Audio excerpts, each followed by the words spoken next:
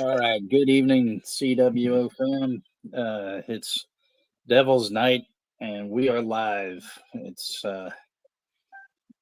me, Texas Hardcore, and we have Sean, of course, and Juno 2000. And Sean has Bonkers! Where the bonkers? My pets are nuts. Good evening, everyone. Happy Devil's Night. It's officially Devil's Night.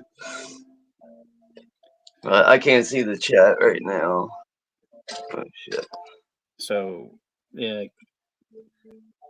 Roll call as follows. We have Jimmy Jam Van Dusen here, Chester Franklin,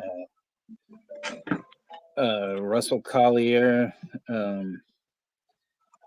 Alan's here, and we have Villainous Vixen Jen. So it's all good. So, yep, tonight we present to you one of the best slasher classics, and that's Butcher Baker Nightmare Maker, also known as Night Warning. And this has Susan Tyrell, Jimmy McNichol, a very small part from Bill Paxton, and Anthony Chobot is here as well. He's still up to 2006 in his memoirs.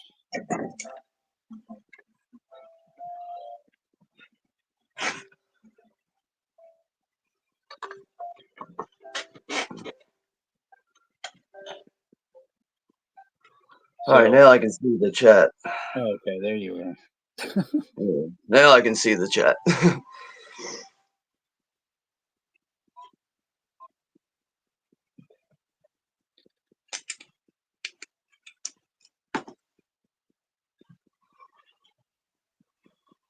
And then we have P. Rich has made an appearance.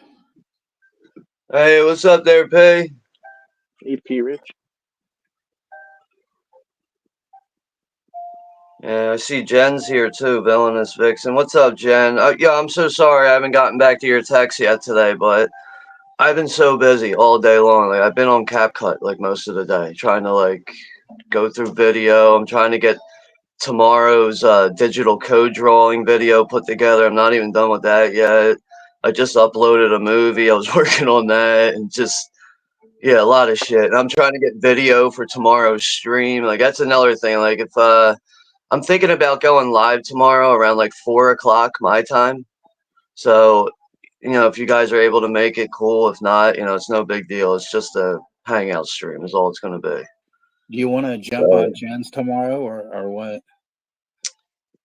I got to play it by ear, man. Like I'm going to have to attend the trick-or-treaters and stuff. I got to see what time. Like I think she's going live at 10 o'clock.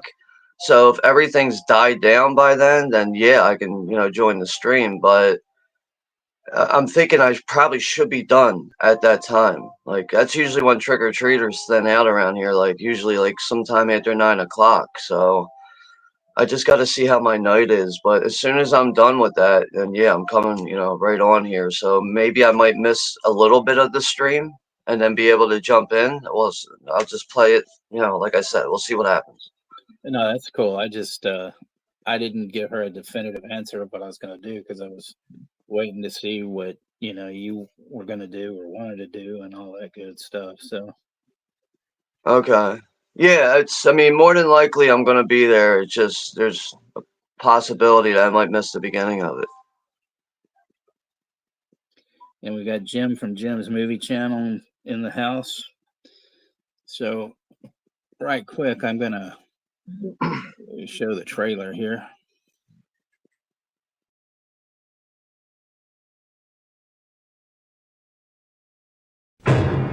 So shocking, so terrifying, so powerful.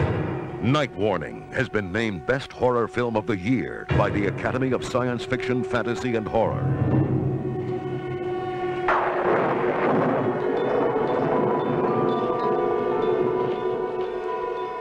Billy and Julie, young, innocent, in love.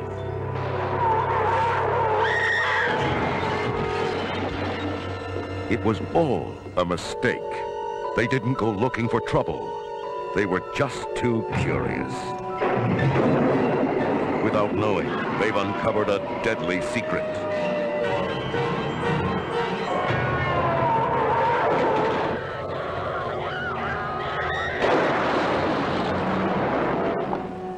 By accident, they've stumbled onto a grisly murder. Now, they know too much to live.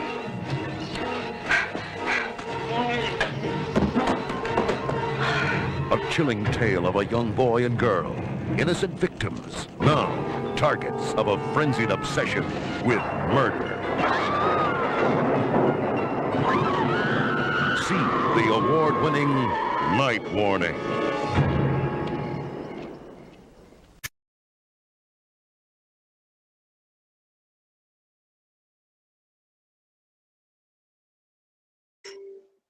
Yeah, it was weird. I had to put this through a CapCut because I took it off of Internet Archive, and it wasn't showing up in any of my like downloads. It was really strange.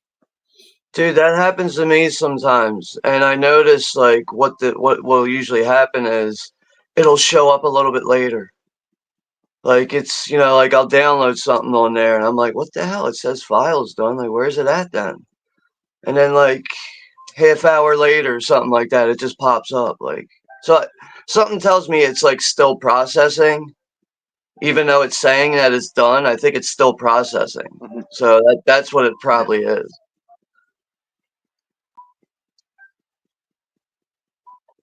But yeah, we're watching Butcher Baker Nightmare Maker tonight, also known as Night Warning. And I know that, the first time I saw this, like I told you guys, I saw this at a movie screening event that was 24 hours. And I really had no knowledge of this movie. They showed it like right in the middle of the night. Like, it was like 2, 3 o'clock in the morning when they screened this. And like, the credits start rolling. You see the family coming out of the house and everything. I'm like, what the hell is this movie all about? And like, the more it just went along and unfolded, it just you could see how like, this the or I should say the aunt in this movie is played by Susan Tyrell. Just what a fucking amazing actress with the role that she plays in this, man. She's just fucking completely batshit crazy. Like I really feel like there is like elements about this that are very similar to like what goes on in Psycho. But Yeah. First time seeing this though at that event, man, I was just like really blown away by it. Like I was just like, holy shit, I can't believe this movie exists, and I didn't see it till now. But seeing this for the first time on the big screen was really an experience for me. But yeah, this is available to watch on my channel. Actually, I uploaded this to my channel like a couple days ago. So if anyone who's joining in, you want to watch it, just, go over to my channel, get my videos, and just scroll down. You'll see it there. But, I mean, that is if you have multiple devices to do that. To be on the stream and watch something on YouTube like that. Like I had posted the link in the chat, and stuff.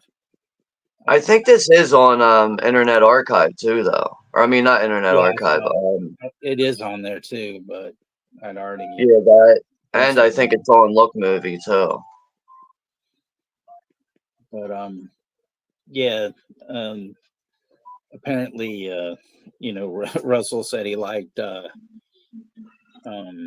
Night Warning. He didn't realize it was the same film, and so yeah.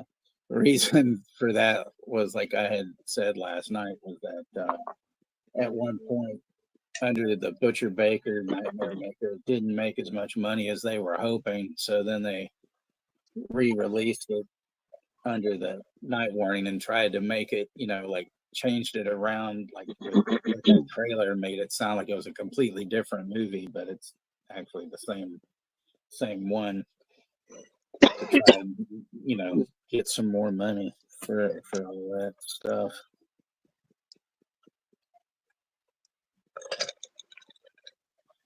So yeah, Jim had to take off because he said he had to bail. So hopefully, hang out soon. So Oh, Jim said fuck off. Okay. Good night, yeah, Jim. no, have a good night. Yeah, take care, Jim. Happy Halloween.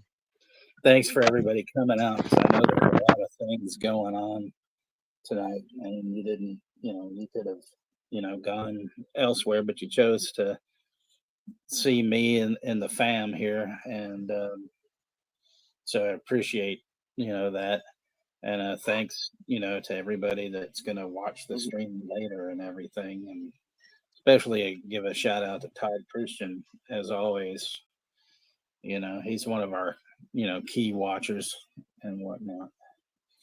Yeah, he's always interested to talk to us too, throughout comments and stuff. So that's really good to see. But yeah, it's obvious he just likes the movies that we're doing. I know he said that before. Like he's basically mentioning like how like we will focus on a lot of like underrated movies, really. Which is it's I don't know, like I mean for the most part on my channel like there is a lot of anniversary streams that we do. If there's like a significant anniversary coming up for a movie, and other than that, though, it's kind of just yeah. I guess that's really like what's scheduling really. Like, I mean, I try to also look at things that all three of us are familiar with. Just to watch together, and but other than that, though, it's. I mean, like, after Halloween, we're going to be taking a little bit of a break from my channel until November 8th. So got to take a small break there with that. But other than that, though, I mean, I did schedule that movie Inside for December. That'll be the first time doing a foreign language movie on our channel. I mean, my channel. Yours, mine, ours, it doesn't matter. Same shit, really. Yeah, I see Brooke Scarlett's down there in the chat. P. Rich, Johnny over at the Wild Guys, Chester Franklin's here. Yeah, we got 12 people in the chat right now. Yeah. So Johnny's what's here from the Wild Guys, and I stuff. think this movie's like what, like an hour and a half? I think this is Yeah, 132. 132. All right. I still got a lot of video work to do. Like my night's not even close to being over yet. So you saw Terrifier 3, Sean. I saw your post. Yeah, I managed to watch that earlier today. Man, what a fucking wild time that was. Like I wanted to actually. Yeah, it's on Look Movie now. Okay. But like I really wanted to try and watch part 2 before watching part 3 again, but I just didn't have time to do that. But yeah, definitely, I enjoyed the movie. It's solid 7 out of 10. Yeah.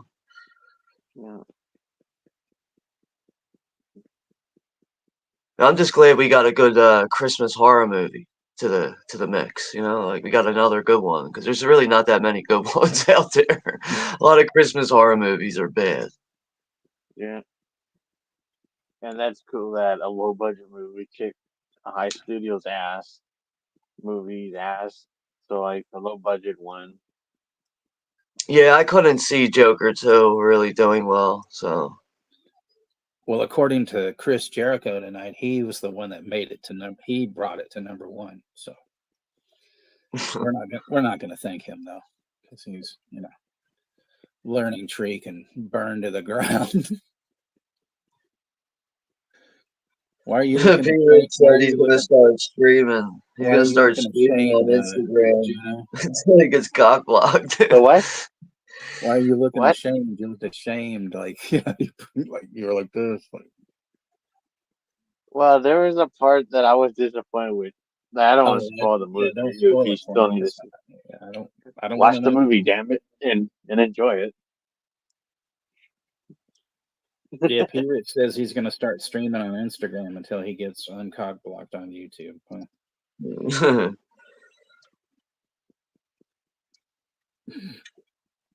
But yeah, Sean, that third movie, we should say that Texas should recommend on seeing that one because that the hype is fucking amazing. Like they're not fucking around with the violence. Like you'll see a lot of carnage in that motherfucker. Like they even do good with like decorating the sets with Christmas stuff. Like they Yeah. even do a good job with that too. Like I liked it all around, man. It's definitely a solid 7 out of 10. So anyway, That's there a was something that showed up today, and I'm gonna play that now.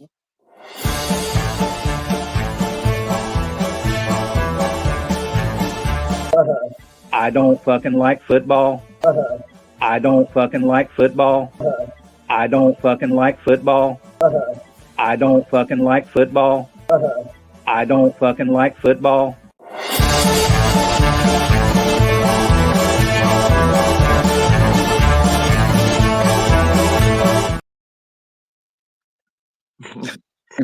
Yeah, I'm glad he clipped that one. That's a good one. Yeah, so there was that, but then I got this envelope in the mail today, and it is from Johnny. So I'm gonna open this thing up here on the stream because like if it came from Canada, it would cost about $50 to send. Yeah, probably right. Holy fucking cheeseburgers! I think it's actually cheaper for Canadians to ship to us than it is for us to ship to them. I know it costs us more. So I haven't shipped anything to Canada in a long time. So from Johnny's going to be with us on Saturday night, and so this is what he sent. He sent a card here, Phantom of the Paradise, and inside there's a little note here. It says, "Dear Texas, thanks for being in the group, Shy Penis, and for the fun times being part of the CWO. Here's to you not getting any venereal diseases in the future. Your friend Johnny." Yeah, you always gotta appreciate his concern, for your health, especially. That's true. Thank you, Johnny, for that. Yeah, Yeah, it's a nice bit of mail there, Zodiac asked me last night. He's like, "Shy penis, what the hell is that?" So I had to explain all of that, stuff. So yeah, you know.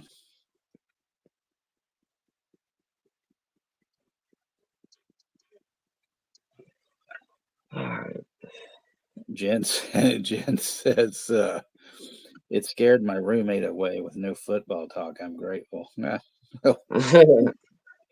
Glad I could do that, and stuff. So I know it. Alan, he loves football, and stuff. But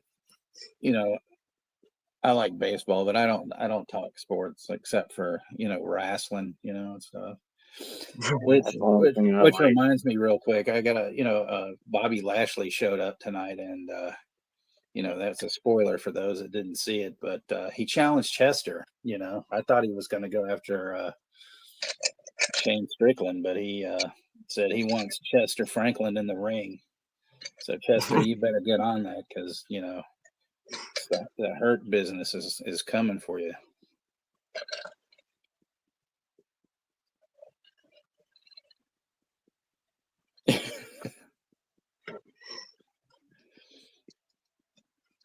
Man, Jimmy's here. What's up, James? So, all right, I guess we'll get this started soon then, right? We're around like the 20-minute mark. I'll be right back. I gotta grab a drink. Yeah, probably like in a few minutes. Yeah. So yeah. Now they have the hurt business. Yep.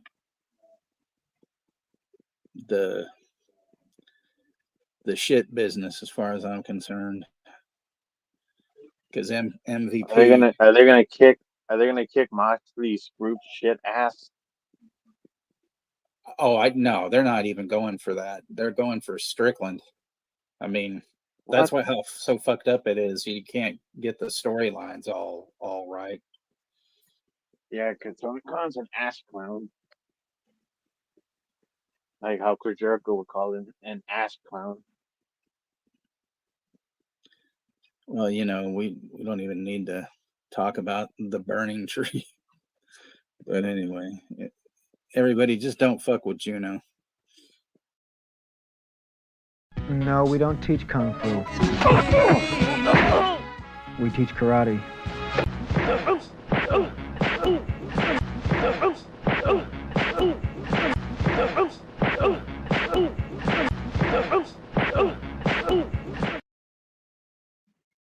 I could kick the Black Crew Combat Club's ass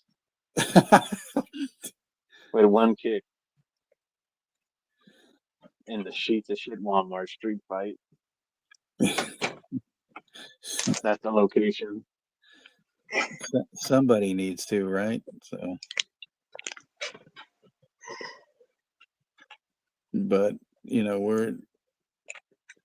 since we're watching this crazy film, we just need to make this other announcement. Ladies and gentlemen, in order to achieve an R rating today, a motion picture must contain full frontal nudity, graphic violence, or an explicit reference to the sex act. Since this film has none of those, and since research has proven that R-rated films are by far the most popular with the movie-going public, the producers of this motion picture have asked me to take this opportunity to say, fuck you.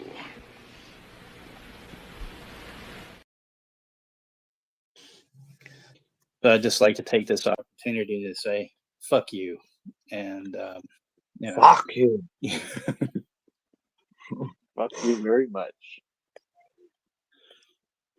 We're all family friendly here, so we don't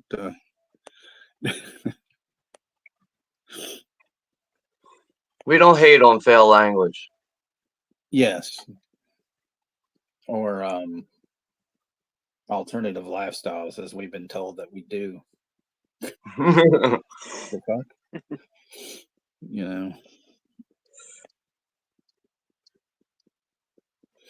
We just don't like things.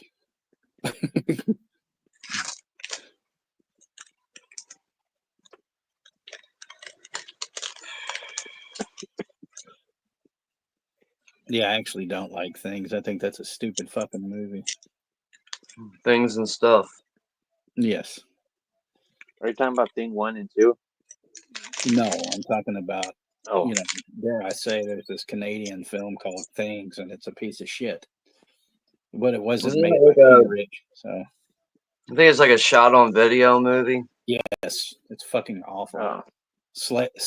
Sledgehammer or whatever the fuck the other one was is better, but yeah, Things just, God,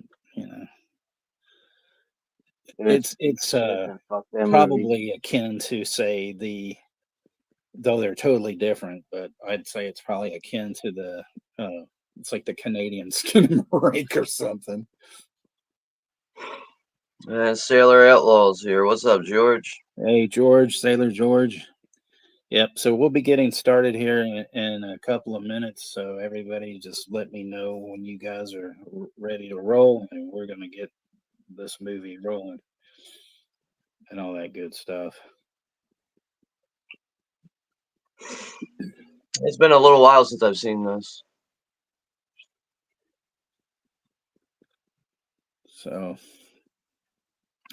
yeah, this has become like in regular rotation for me. So I've been watching it at least once a year, sometimes twice. Like, I love how, like, how much of a dickhead the detective is in this movie. That's why he makes it clear that he doesn't like steers and queers. Well, I want to pick up that 4K from Severin because it has all those extras that weren't even on the Severin version of the Blu-ray, and apparently he's got a interview on there, and I guess they ask him some pivotal questions about that. So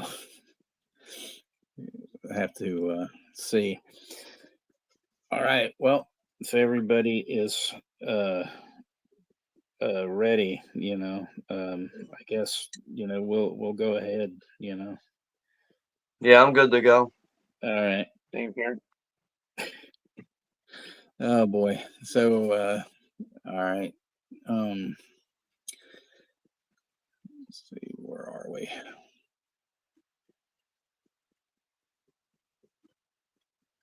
All right.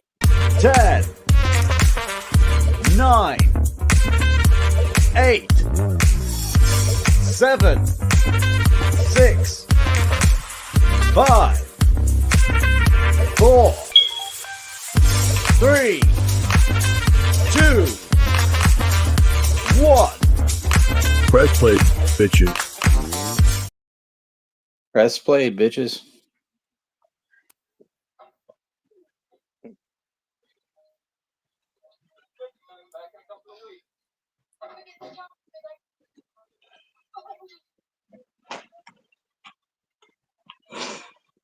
Yeah, I have the Code Red Blu-ray. Comes with like the slip cover there.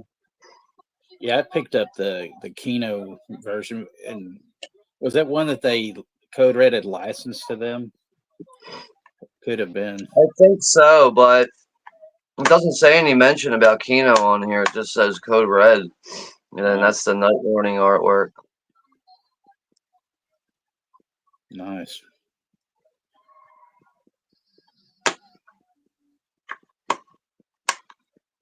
So yeah, Susan Tyrell, she pretty much she'd only do movies like if she needed to pay the rent. She didn't really she got to this point she didn't really care about acting that much, and for the most part, I guess she didn't really like to watch her own movies that she did. But yeah, like she did somehow somebody got her to watch this, and she was just sort of like great, here, she was kind of tripped out, about how crazy, she was in this film and everything. And you can tell that like this bit here where, the parents are, their breaks, aren't working and stuff. And then they, This is a wild scene, man, for Yeah. opening of a movie. But like, like overall the movie just opens up. You see a family walking out of a house and a lady with holding a kid saying goodbye. And then they take off in this car, and it turns out that somebody cut the brake line on the car, and they're trying to slam on the brakes and all this shit. They're just, weaving out in and out of traffic right now. But, there ends up being a wild car accident here. So yeah, they crash into the back of like a lumber truck, and this giant fucking piece of wood just comes right through the windshield and just goes right into the driver's face. Kills the guy. Just totally annihilates that guy. And then now it's the car is still hooked onto the fucking lodge truck, the wood lodge truck, and now it's gonna go off the cliff. This is a wild scene. I mean, definitely know that like they fucking took, Final Destination took that shit with that log truck from this. Yeah. I mean, even the car explosion's pretty wild too. Like, I mean, it lands in some water, or does it blow up? I think it blows up, right? Nah, maybe it doesn't. All right, so it just crashes. And then we see like this creepy photo falling out of the car, in the water. It's just like floating around there. Oh yeah, that's right. It does blow up. It takes a little bit for it to blow up.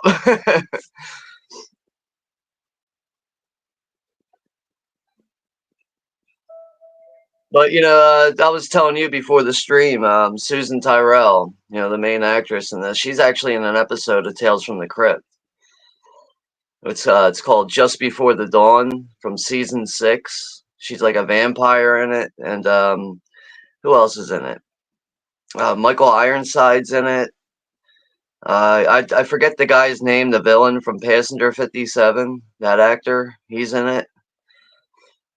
And somebody else is in it. I think there's like an Asian actor in it or something. But yeah, it's actually like one of the better episodes from the later seasons. As the seasons go along, they kind of drop in quality a little bit. Like I really think season 7's unwatchable for Tales from the Crypt, but season 6 still has some like hidden gems throughout it, and that's one of the good ones.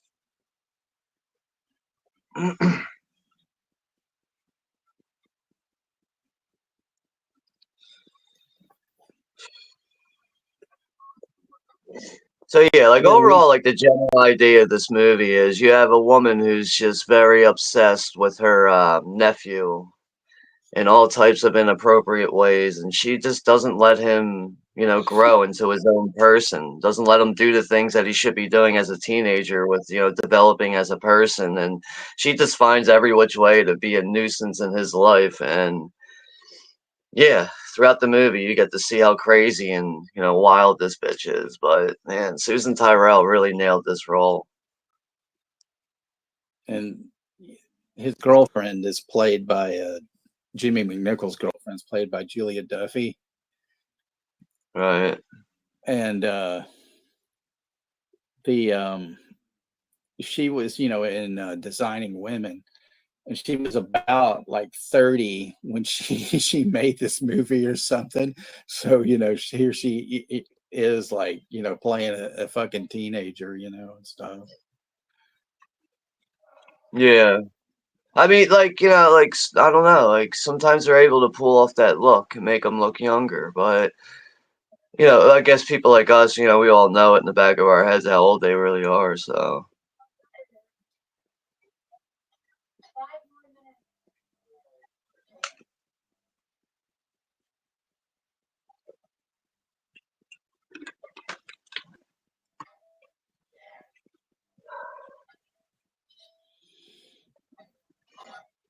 But yeah, one funny thing about Susan Tyrell was she I think she actually got like a best supporting actress or was nominated for one around the time that Diana Ross was in the movie Lady Sings the Blues, where she played Billie Holiday. Because I have this friend of mine, Brian Grillo, who is the singer for this band in LA called Extra Fancy. And so he told me this story about how he, at first, he wasn't going to tell me it was her, but I figured it out because she actually did this spoken intro on their record, like before like one of the songs. But he had said that she was at this, the Academy Awards, and they were like, she was like in this bar, and Barry Gordy from Motown was in there with Diana Ross. So Diana Ross loses, and she fucking flips, and she's like grabbing onto him, going, you said I was going to win. You said so." So she saw like the whole thing, and stuff. And so I was like, well, who was that? And he was like, oh, I don't want to say. And I was like, I know who it was. And it was Susan Tyrell. And he goes, yeah, you're right. So. It's funny. I mean, if Diana Ross would have fucking seen her in this, I don't think she would have said anything. Right.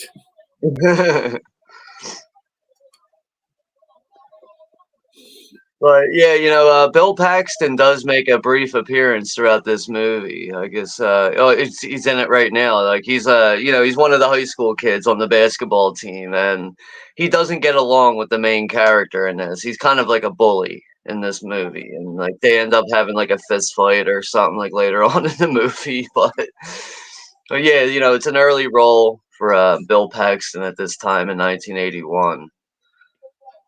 I know he's also in that movie, 1983 called Mortuary. That's like another like offbeat That slasher movie movie. is fantastic. That's another good one. Like I'm not too crazy about that movie because like they don't really do a good job at like trying to hide the killer in that, but it still has its moments though. Like it's still worth watching, even though like I don't think it's that great, but it's still like a watchable movie. But it's got that, I think her name's Erin McDonough, who was in The Waltons. And she shows her yams in it and stuff. So, gets a thumbs up for me and stuff.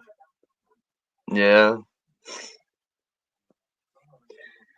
So yeah, this is where Bill Paxton, he's what the hell's this kid's name again?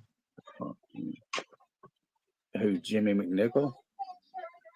Yeah, his name is Billy. That's right, his name is Billy.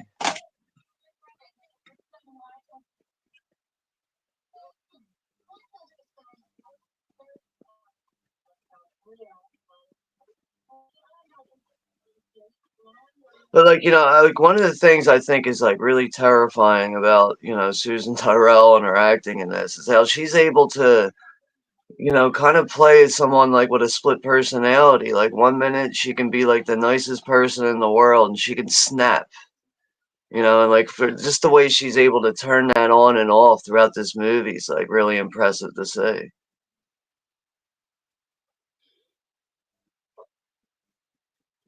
Yeah, Russell mentioned something in here about an old British film called See No Evil with Mia Farrow as a blind woman. But I mean, you talk about Yeah, I've heard of that one. I haven't seen that one, but I've heard of it. Like one I actually like that I got a few months ago is here it is, right here.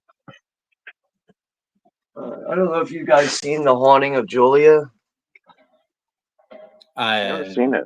It's more of like, it's like a Alright. 70s psychological thriller, basically. Yeah, Like I only more seen than that cover. I only seen that yeah. cover of the movie, but I never seen that movie before. I only seen that on Shit Factory's website. But yeah, this is another one. This is another one with Mia Farrow in it. That's the original poster there with the full circle title. But yeah, it's it's like a classic 70s ghost story. It relies heavily on its dialogue and its atmosphere, really. But I think it's for what it is. Like I like movies like this, like these slow burn ghost stories from the 70s and stuff. Like like movies like The Sentinel. Um, well, this one's from the 80s. Ghost Stories. You guys ever see that? The 81 movie called Ghost Story. Yeah, that's another one. But like I like those type of movies. But The Haunting of Julia, I thought is a decent movie. 7 out of 10. Well, what I was gonna say, like Mia Farrow, she's a real life nut job. We thought Susan Tyrell's nuts, but But I mean, another great movie that Susan Tyrell was in is Crybaby, the John Waters movie. That's a good one. Someone's releasing that soon. I think it's Kino, actually. Yeah, Kino has it. Yeah, they did release it. The 4K. No, they already did. Ago. Wow. Okay. I like Blu-ray and a 4K. Yeah. Yeah. When I saw that, it was like the pre-order was up, I think.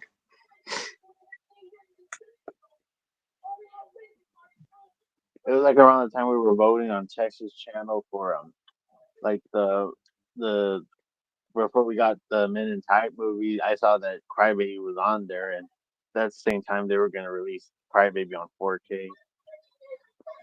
Yeah, that was one of the choices, that I had put up in that poll, because that was for Moonbeam's birthday, and then I was hoping that was the one that was going to get picked, Yeah. But oh well,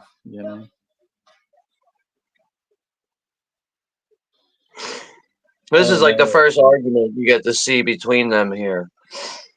He's talking about going to like another state for school, for college, on like a basketball scholarship. And she's like, scared of the thought that he's going to be leaving the house and leaving her. That's why she's like bugging out and being a bitch right now to him. I just love that, she has the perfect like pouty face and everything. Yeah, with like all the overdone makeup too. Yeah, Jen. She said she's talking about Ghost Story, I think, and she said she thinks that Kurt Dulla, from Black Christmas is in it. I'm not a fan of him, Jen. I can't stand that guy. I think he's boring as fuck, so. I see Alan's down there in the chat. Alan Cookson. What's up, Alan? Alan's back. Yay. I guess he was able to switch something because he said he couldn't. He had texted me and said something wasn't working. He was just going to be able to watch the movie, but he's back.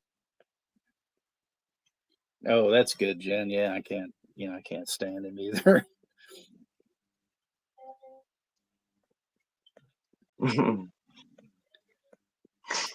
It's just this thing is so funny because this whole dynamic between the two of them, and then she's all like being nice now, and it's like his birthday or whatever, and then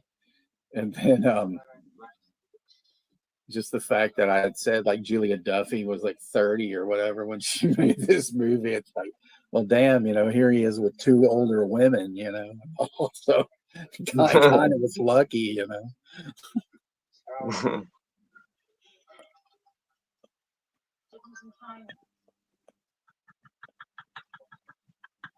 You're terrific.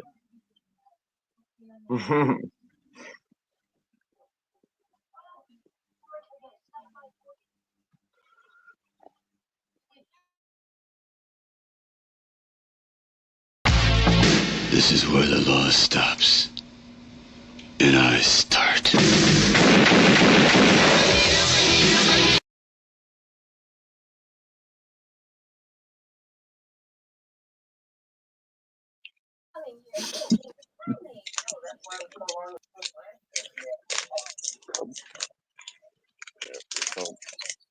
Oh, thanks for buying my school lunch. I appreciate it. Jeez, that's the perfect birthday present. Just what I was wanting, Yeah, a carton of chocolate milk and an apple.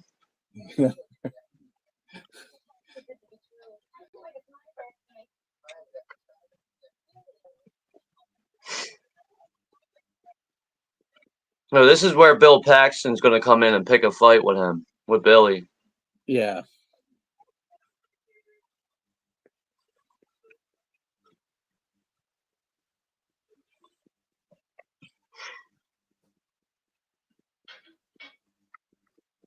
Yeah, I really think that girl looks good enough to be in like a role like this, though.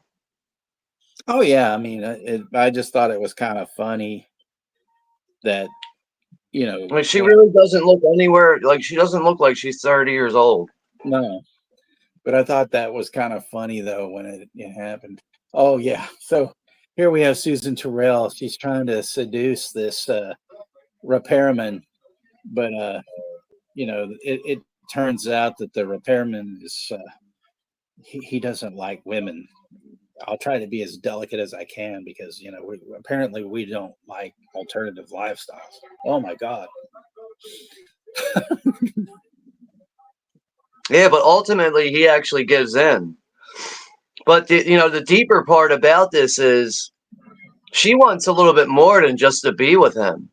She really wants to be assaulted from him. So she ends up having this traumatic event that'll stop Billy from leaving home and going to school. Right. And now she decided to take the fucking butcher knife out and stab this fucking repairman to death. She's stabbing him in his neck, and Billy's just walking in the door while all this shit's going down. But dude, I love that slow-mo shot when she has the knife in her hand. And you see her pull that shit all the way back and just swing it.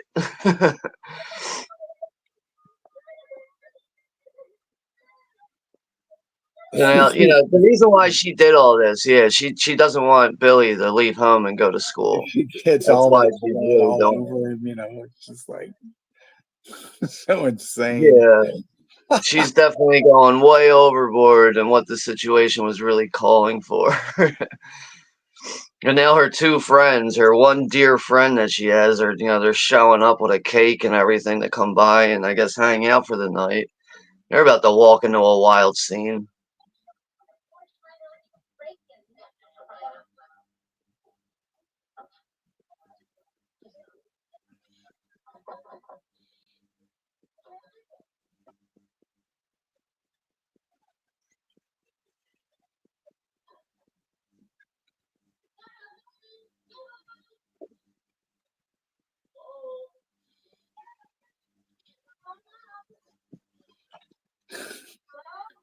Yeah. Hello, is anybody home? They see all the fucking birthday shit for Billy all over the walls. They're like, what the hell's going on here? Because, yeah, today is Billy's birthday and all this shit went down. She decided to fucking pull all this shit on Billy's birthday. She just, those fucking bloody handprints on that woman's Yeah, blood. she's rubbing the blood over her friend's clothes and she's hugging her and shit. And then you've got Fuck your wardrobe. Give me a hug. I'm covered in blood. Give me fuck your damn clothes. and so here are the cops, and then you have Bo Swenson, and he's just gonna go like ape shit, and stuff. And oh man, Chester said he's watching Halloween Resurrection on AMC right now. Dude, I'm so sorry to hear that, yeah, man. that's a mistake, Chester. I'm sorry. You should be watching this. Well, he's saying it's got a good version of the Halloween theme, not the best. I mean, that might be the only credit I can give the movie, but Yeah, if I were to rank the franchise, that would come in dead fucking last. Yeah. Like even Halloween Ends, I'll take Halloween Ends over fucking Resurrection. Actually, I'll take Resurrection, even though I ranted on that motherfucker. I did. I actually would prefer Resurrection because Ends pisses me off. Yeah. Halloween real erection, It's just such a I don't know, man. Like I don't know what people were thinking when they were making that movie. Like, yeah, dude, we got a fucking banger here. Like the fans are gonna like this. We got Busta Rhymes in it. Like, because of fucking nostalgia. That's the problem. Yeah. Isn't Tyra Banks in it too, if I remember correctly? The black girl. Yeah. The model or whatever. Wasn't she in it? Yeah, and they found her dead. She dies off screen, which I don't know what the hell was she in there in the first place. They didn't even show her dead. They just found her dead. Like Busta Rhymes finds her. Like I don't know, hanging. That's it. Like, so what was the point of her being in that piece of shit? Yeah, I don't, like I just feel like when you have like someone who's like a rapper or something, like that's like their main career, and then they show up in a movie, that just tells me like that their agent probably went like above and beyond to see if they can get this person, their fucking client a movie role.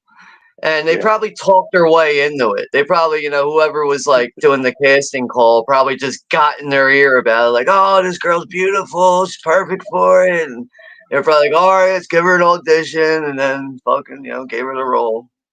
It's usually how that shit works. Yep.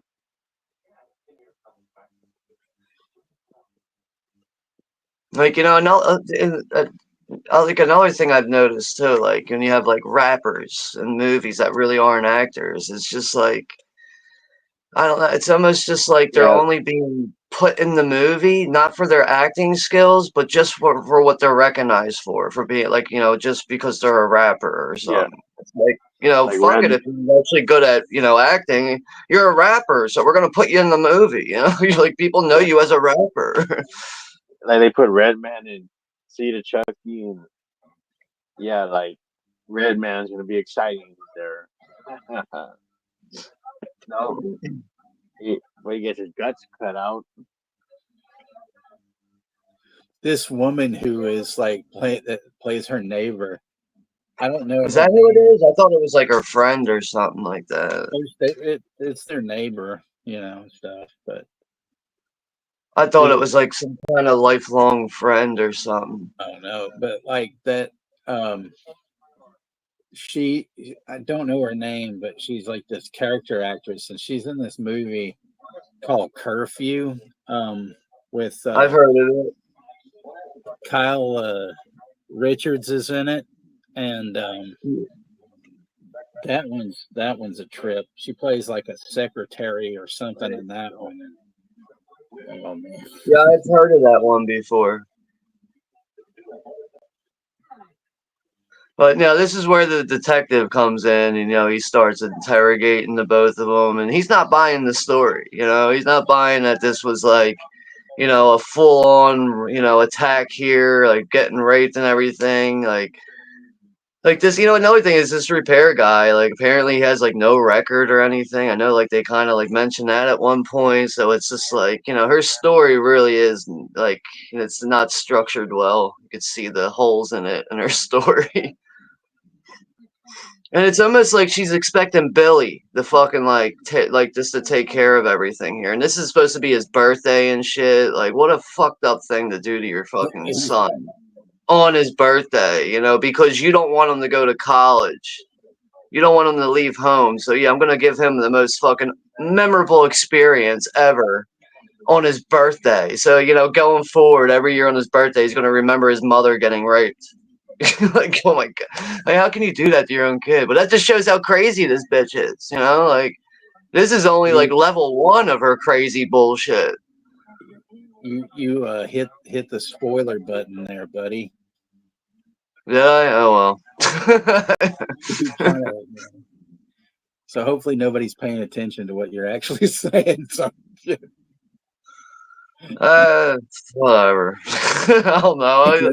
I'm trying to like talk about the movie without like spoiling it scene for scene, but you know, like I don't know. I feel like people should be able to figure out like what's going on with this bitch already, you know, like what she's up to. Right.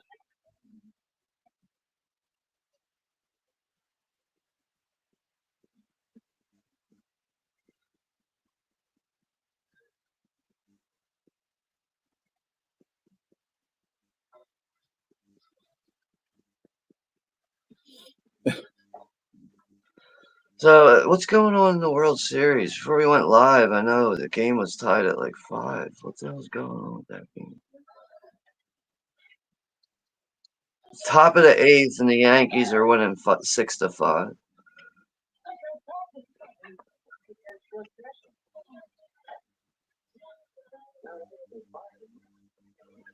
It's like middle of summer, and she's like cleaning out old shit in the attic and throwing it in the fireplace.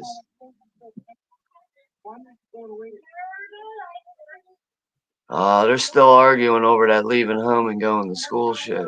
Yeah.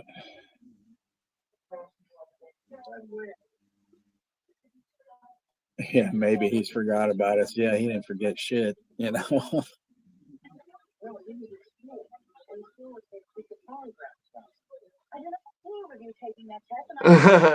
He's saying to her, like, you know, the detective wants me to take a polygraph test. She's like, you're not taking that polygraph test. He ain't gonna have much of a choice if they get a fucking court order for it. I mean, it's like you get brutalized by this detective, and then it's like you're not even spending the night in like the tank or anything until, you know. I mean, it's just weird. But I guess maybe he's underage, so they couldn't put him in. You know, who the fuck knows? You know. Yeah, I would imagine this actor, what's his name, Jeffrey Nichols or something. Like, he's probably like Jimmy McNichol. Is that his name? Or I forget his name, but he's I don't know. He looks like he might be like 18, 20 years old in this, maybe. Yeah. He and his sister were popular in the 70s and stuff. Right. Yeah.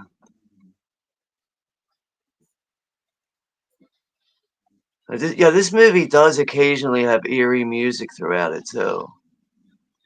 Like in this scene, like he's up in the attic looking at like some old like records and paperwork and shit. This rat keeps running by, and then he falls down the stairs. Yeah, doesn't he get knocked out here? I think so. I think he gets knocked out for a little while or something. Like, I think it's now this is gonna like, you know, fuck with his mom even more. You know, like it's shit. You're not going anywhere now.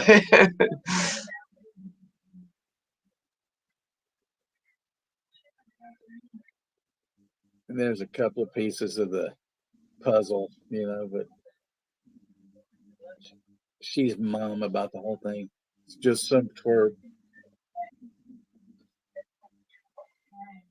Just some twerp. That's a word people don't use anymore. Twerp. You fucking twerp. It's a shame, I'm not. We're not allowed to use the F word anymore, man. It sucks. Can't say agate anymore. You might say that word, it might offend somebody.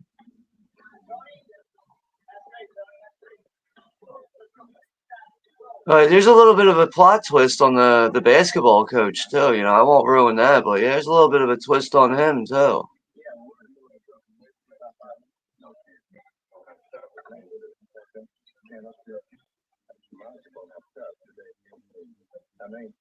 So it looks like the detective did some background work on some people that are involved in Billy's life because he doesn't want to take the polygraph because his mother's, telling him not to do it. So he's doing everything that she's telling him to do.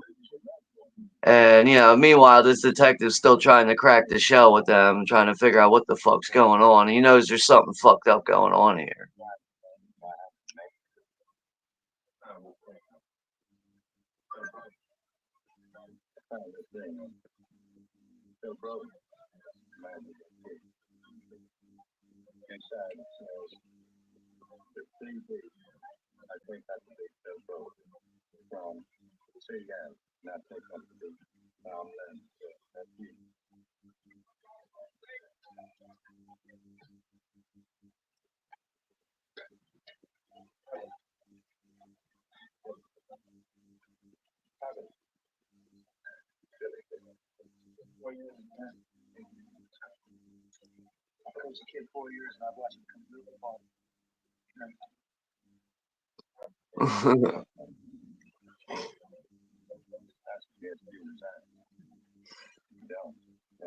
No, it looks like, the basketball coach has been up to some inappropriate things with some of the basketball players, it seems like.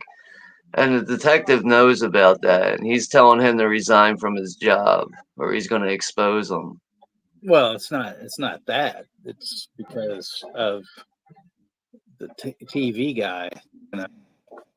Oh, yeah, because of him, really, yeah.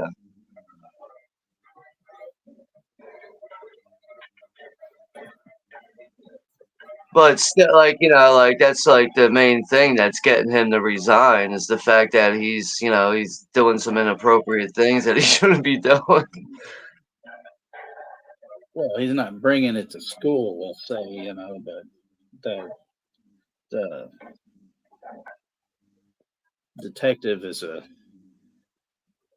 homophobe,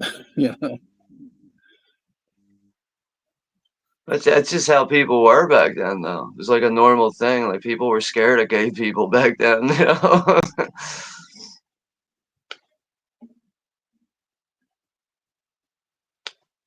We got Shamarlo Scott in the house. What's up, Scott?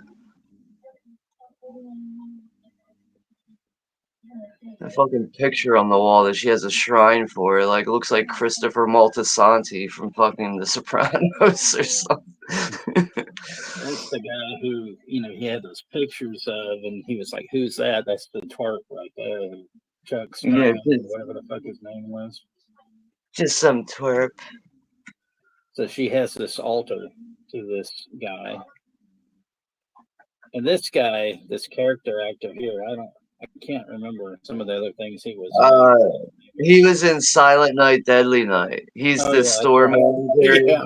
He's the store manager. He has to get an axe in the head, I think. Yeah.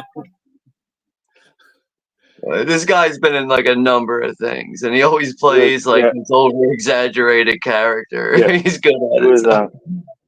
It was Anthony Michael Hall's dad in Weird Science. Yeah, that's right. Gary. Who's Gary? Yeah. I don't know what the hell. I don't know what you're talking about. I want you to shut up. He's annoyed when they keep telling that Gary is his son. That's pretty funny. She has that crowbar and she's going each shit at the cop, I know, he's just came walking in the house and she's she thinks someone's breaking in. She's about to fuck this dude up with a crowbar and shit. But that's fucking cops will do that shit, just walk in someone's house.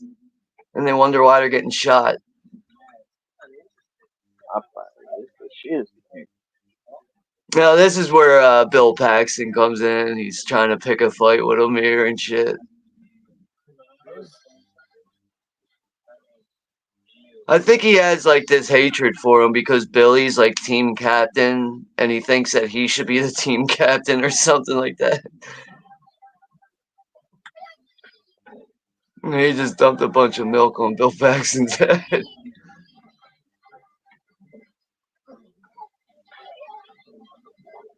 Yeah, you can see that when Bill Paxton gets hit there, he over exaggerates like the after hit, like the way he's supposed to like react to it.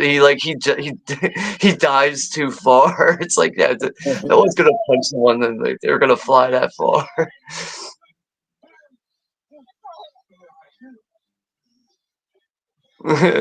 Everything executed in that scene was like, not perfect, but And it's funny because like you can see like when she takes them off, they're all like like these dudes like looking at him like smiling like what a piece of garbage,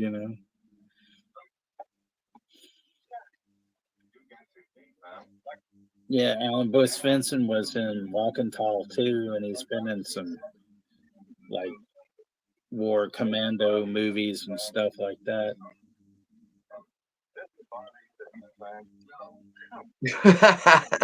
He's talking to him. He's the detective's talking to Billy now. And he's like, "Doesn't that bother you that your coach is a fag?" Like,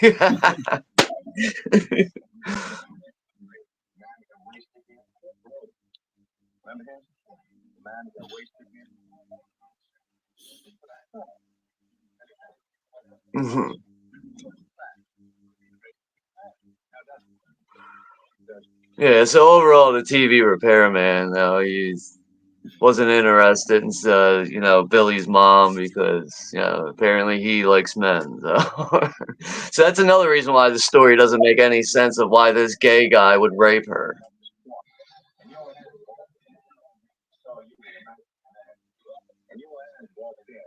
No, the flashback scenes they do for this is pretty cool, where they make it look like Billy's the one stabbing him. Right.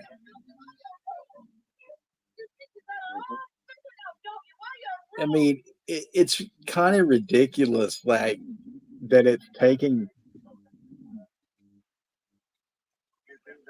that they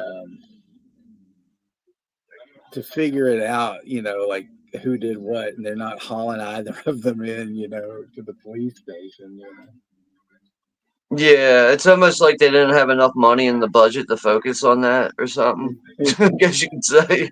And then what he says, and your wrist, keep it limp, Yeah, like this.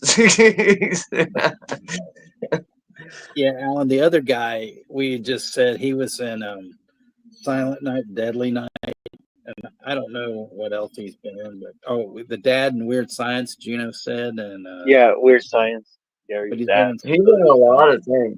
He's like, like in the 70s and 80s, he was like, like a regular reoccurring character actor. You would see him show up and shit. It's like, to me, the guy looks like a real life loser. Like in these movies, like it's like they just pay him in like alcohol or something.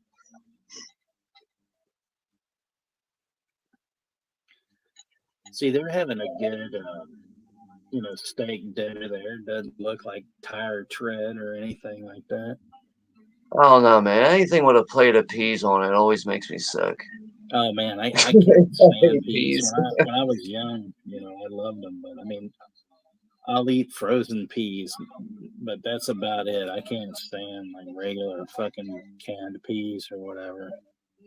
Like, I mean, I could eat peas if it's like if I'm eating mixed vegetables or something and there's some peas in it, I can eat that. But just to have like, peas on my plate and just eating just peas is like, oh god, dude, these are fucking gross. So then she's with this whole like homosexuals are very, very sick. And then so he's getting it from both sides. He's being accused of being gay, like, now by his aunt, and stuff. Like, this truly is a movie that you could not make today. You know, like the themes that go on in this movie. Like, yeah, good luck pulling this off in today's day and age. Yeah, but it's really kind of one of the first ones to kind of step out and, you know, have an openly gay character in it, you know. Yeah, and that's probably why it got backlash too. Like, I mean, I don't know. This got a bunch of hate when it came out. I think if I remember correctly, this might have been a prosecuted video nasty too. And then there was, you know, like, I think, was Cruising the same year or was it the next year? The same year, 81. Okay. Yeah, you know, and man, that got so much backlash from the gay community and stuff. But now it's, you know, totally different, you know. And stuff. But you know, it's crazy. Like, it got so much backlash from the gay community, and a lot of the people from the gay community agreed to be in it. Right. Yeah.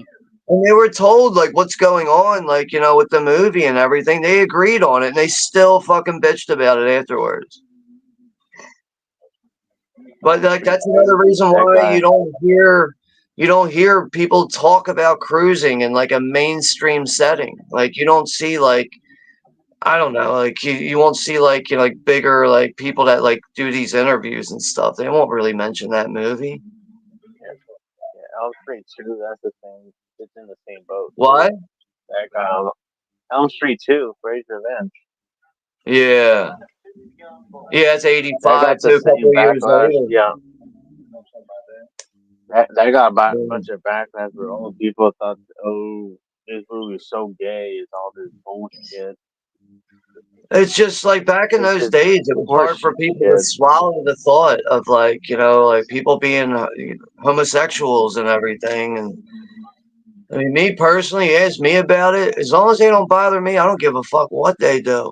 You know, I got no problem with gay people as long as they don't fucking try to drag me into it.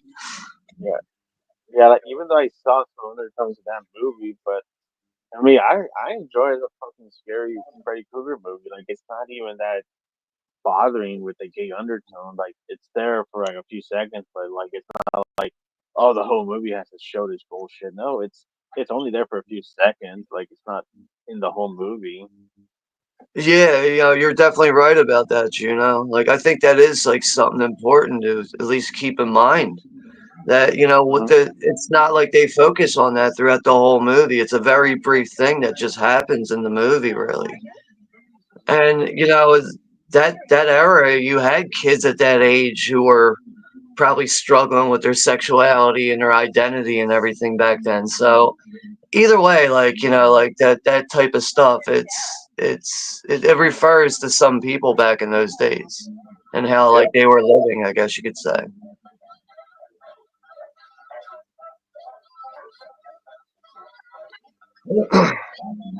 But, like, I really want to tell this detective, like, yo, get rid of that jacket, dude. That thing is ugly as hell, and you're every scene you got it on.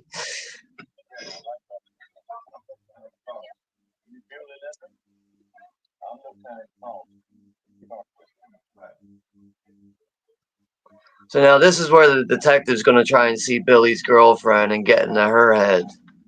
Like, I think she ends up, like, cursing him out here or something like that. Yeah.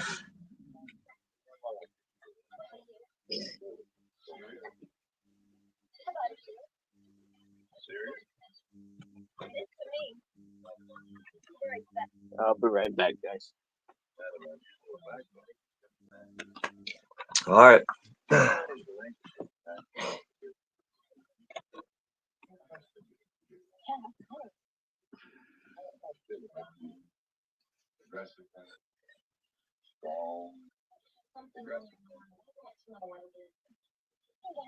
Because I'm going to go to Atlanta, Georgia, and meet up with the other designing women, and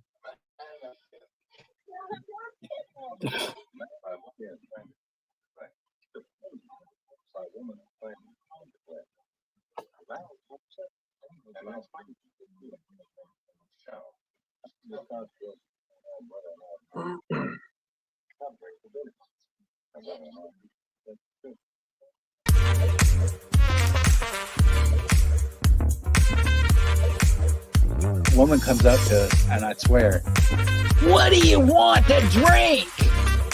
What do you want to drink?" What do you want to drink? What do you want to drink?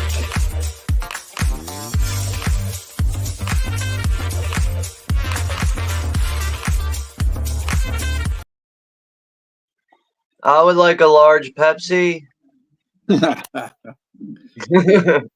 No, Alan, Larry, Daryl, and Larry aren't in this. That's right. She was in the Bob Newhart show before Designing Women. No, this is where we get the PG-13 sex scene. So it looks like the Dodgers have come back in the World Series. They're winning 7-6 at the end of the 8th inning. So if the Dodgers win this game, that means they win the World Series.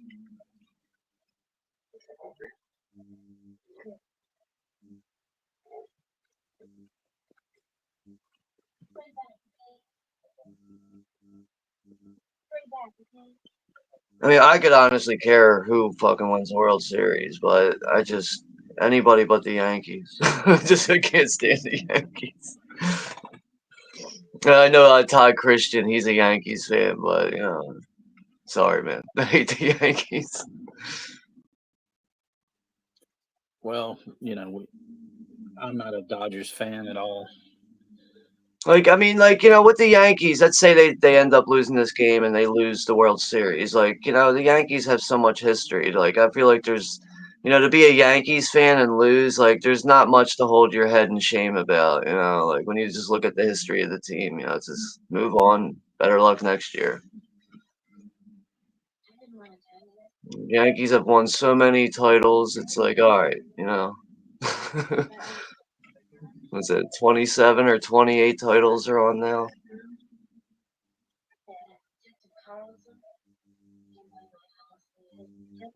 Piss on the Yankees. Piss on the Indians. Piss on the Phillies. I gotta clip that one eventually. Gary Busey and Silver Bullet. He's all drunk and shit. He's playing Coors with Corey Haim and shit. Piss on the Yankees, piss on the Phillies, piss on the Indians. He goes through a bunch of team names.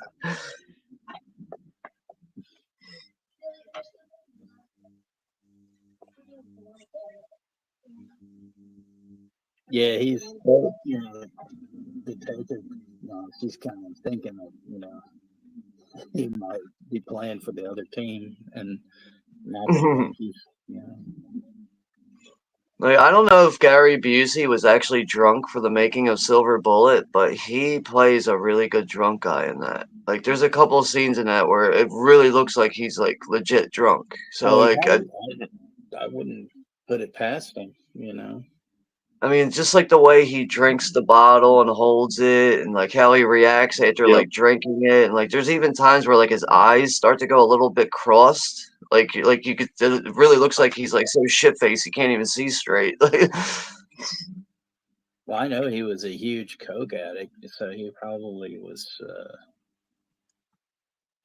Yeah, see, back in those days, man, cocaine was a regular thing on movie sets, and it was used to work long hours in a day because, a lot of these people making movies have more than 16-hour days, and coffee can only drag you along for so long until it it does nothing for you. But cocaine, that you can build a tolerance on cocaine, but that shit'll keep you going, man. And then years later, meth got created, even though it was, meth's been around for a long fucking time, really. But it was, meth got popular at that time. But yeah, go ahead. Outside in the bushes. She gets kicked out of the thing, out of the house, and stuff. And, you get dressed and get that slut out of there. Yeah. I just like how this cop was just hanging in the bushes the whole time, though. You fucking weirdo.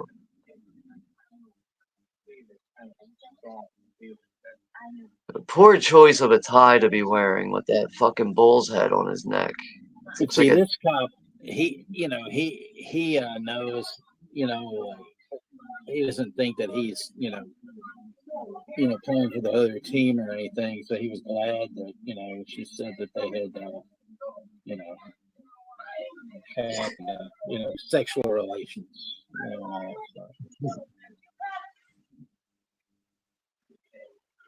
stuff. She just has like the perfect facial expressions in this like, the whole time.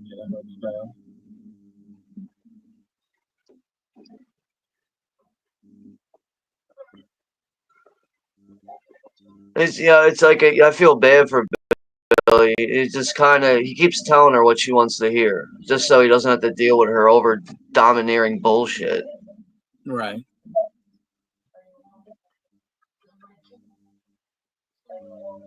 But whenever she has like an issue, she's got to go to the shrine room and go and like talk to herself, which she thinks she's really talking to someone else. Like that's just a level of batshit crazy right there.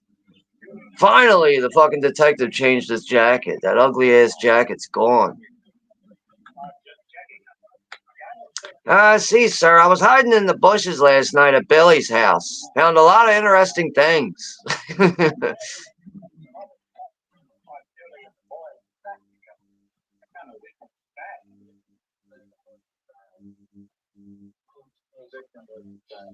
The victim was a fag. And the kid is a fag. He's, technically just calling them cigarettes. So it's kind of like, okay. He just called him a classic fruitcake.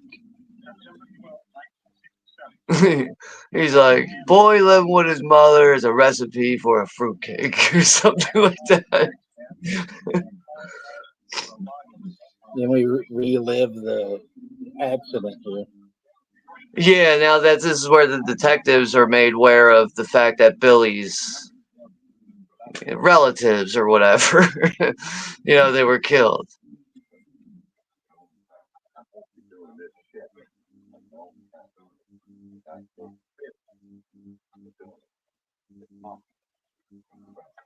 I don't get how the cop is like getting on his partner here for coming up with that info, because that's actually crucial information right there. Yeah. And like, he's like, whatever, like brushing it off like it's not important. Oh yeah, so there's going to be like some different changes, of course, with her, but it looks like I think at this point she had colored her hair or something. Yeah, and you can see that she's putting like some kind of sleeping agent in the Billy's drink right now. And she's putting drops of some liquid in his drink, and this is to, slow him down so she can have more control over him.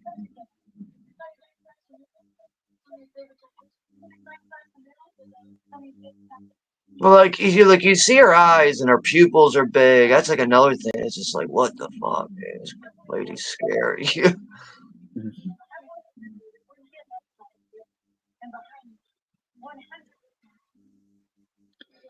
And he's so damn gullible, man. Anything that she says to him, it's like, oh, okay, That's because he's like, he doesn't want to deal with her bullshit. He's just telling her what she wants to hear.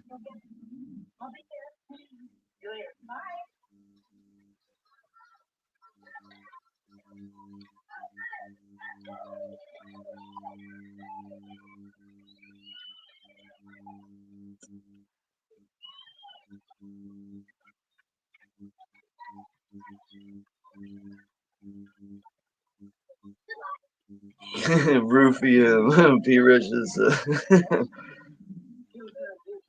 Oh shit! I just noticed something. There was this guy where, like, he was talking to his girlfriend. They probably won't show him, but there was this guy in this orange cap. If you can see him, like behind the team's like in front of him. He was like this guy who was in a couple of like Ramones videos, like in the psychotherapy video. That's weird. I've never caught that before. I was like, wait, holy shit! And that Yeah, video. I'm not too sure what that is. I don't know his like name, but it's definitely the guy, and he was in the Howling at the Moon video that they did. Yeah, I don't know if I remember that or not.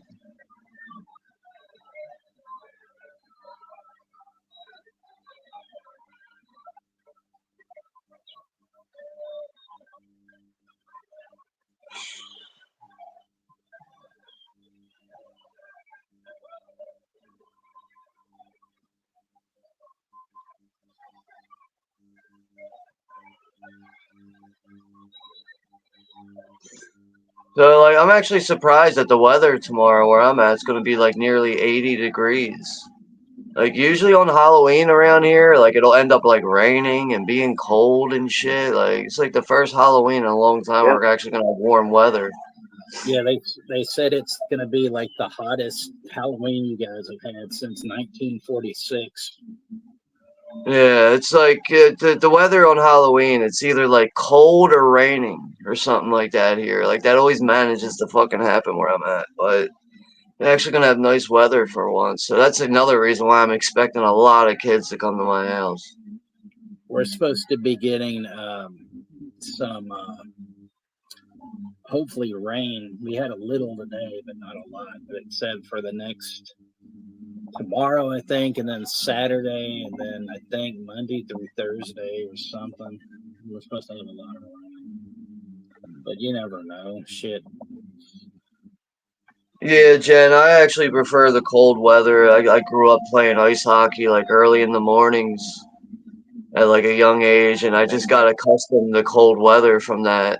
And I don't know, man. Like, I just can't stay. Like, the humidity is what kills me in the summer. It's like, I like hot weather to an extent, really, but when that humidity gets up in the high 90s, that's when I'm like, fuck this, dude.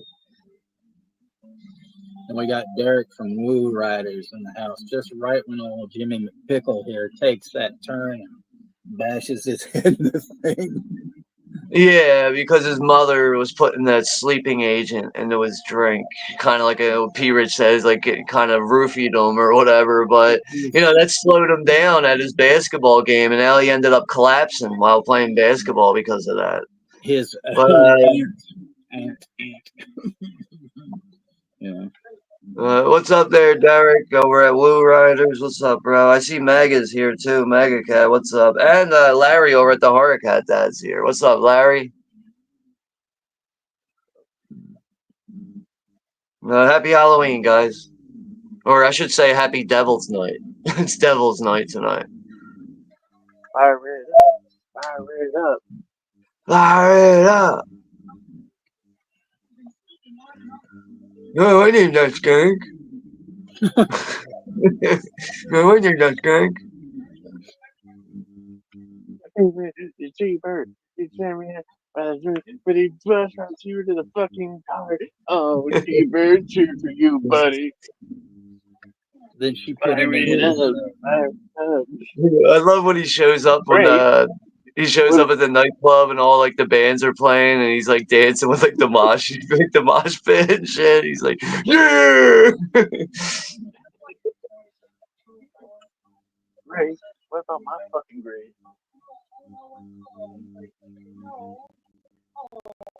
Yeah, my name's not skank. Me, I'm not skank. Now she's all telling him, he doesn't have to go to school and that you can stay here and I'll teach you things. And, she moved, there's that attic department, that she made. Yeah. Like, she's even trying to talk him out of like breaking up with his girlfriend. Like, she even like hints at like, like you don't need her, you have me. And it's like, what are you trying to hint at with that? Like, like all right, like we could see you don't want your son to leave home, but like it seems like you want a little bit more than that.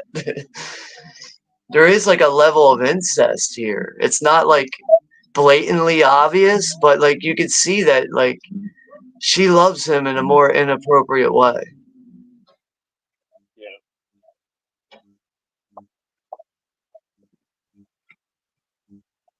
She put more drinks in his milk and shit.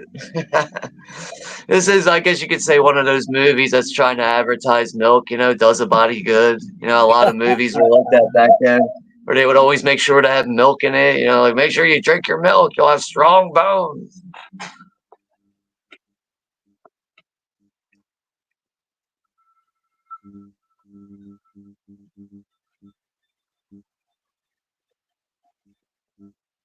Dude, that Jesus portrait on the wall in his house is so weird.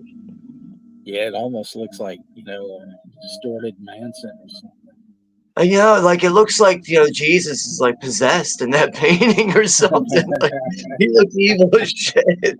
I wonder if like that set designers like did that on purpose. Like let's put up an evil picture of Jesus.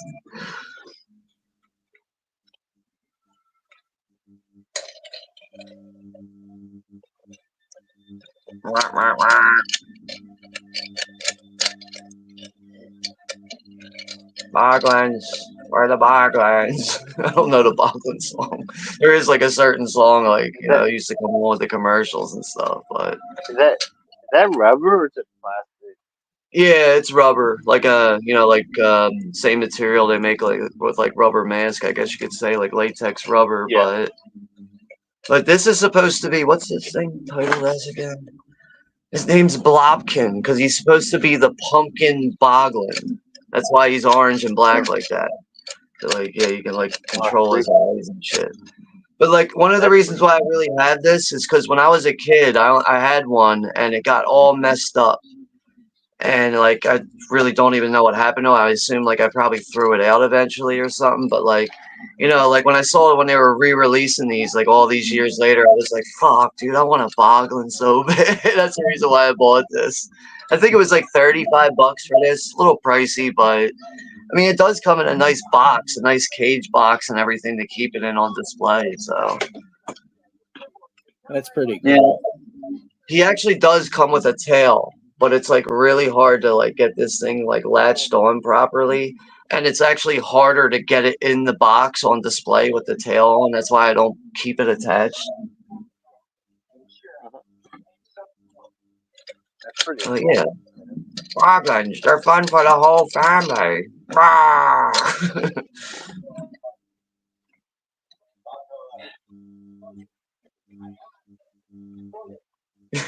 P. Rich is like, who's that crack monkey with you, Sean? That's exactly what it is.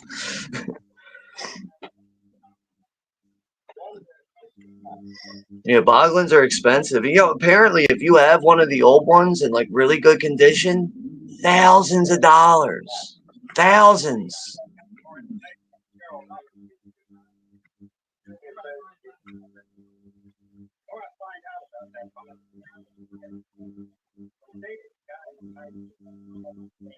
And this cop's fucking pocket protector is wicked, bro. It's like almost hitting his chin. And he's got that great bolo tie on and stuff. Yeah, his choice of wardrobe is just like, wow, what an ass clown. And then, oh yeah, so here's where she's cutting her hair off. But that poor, the poor Mexican guy that the detective was grilling there, he was gonna probably like that gun was accidentally gonna go off, and stuff. So now, yeah, Billy's mom went a little fucking crazy here at a midlife crisis and cut all of her hair off. So Chester, she's losing it. She's losing it right now, man. Chester has a question. He says, do we have a favorite type of candy we like on Halloween every year? Well, I'm always a fan of like peanut butter cups. Yeah, I mean, like I usually go for like Kit Kats and stuff, but like like one candy I used to get excited for if I could find it, like after like dumping out my bag, is Fun Size Fifth Avenues. The chocolate and peanut butter crunch bar, basically. Dude, like I don't know, man. Getting Fifth Avenues, like it's like I wouldn't always get a lot of them either. I would like out of like the whole night, I probably would come home with like 4 or 5 of them, like little fun size ones. So whenever I would find a Fifth Avenue bar in my bag, I'd be like, holy shit, I'm eating that right now. But yeah, like Kit Kats, peanut butter cups, Butterfingers, like those are like my go-tos, really.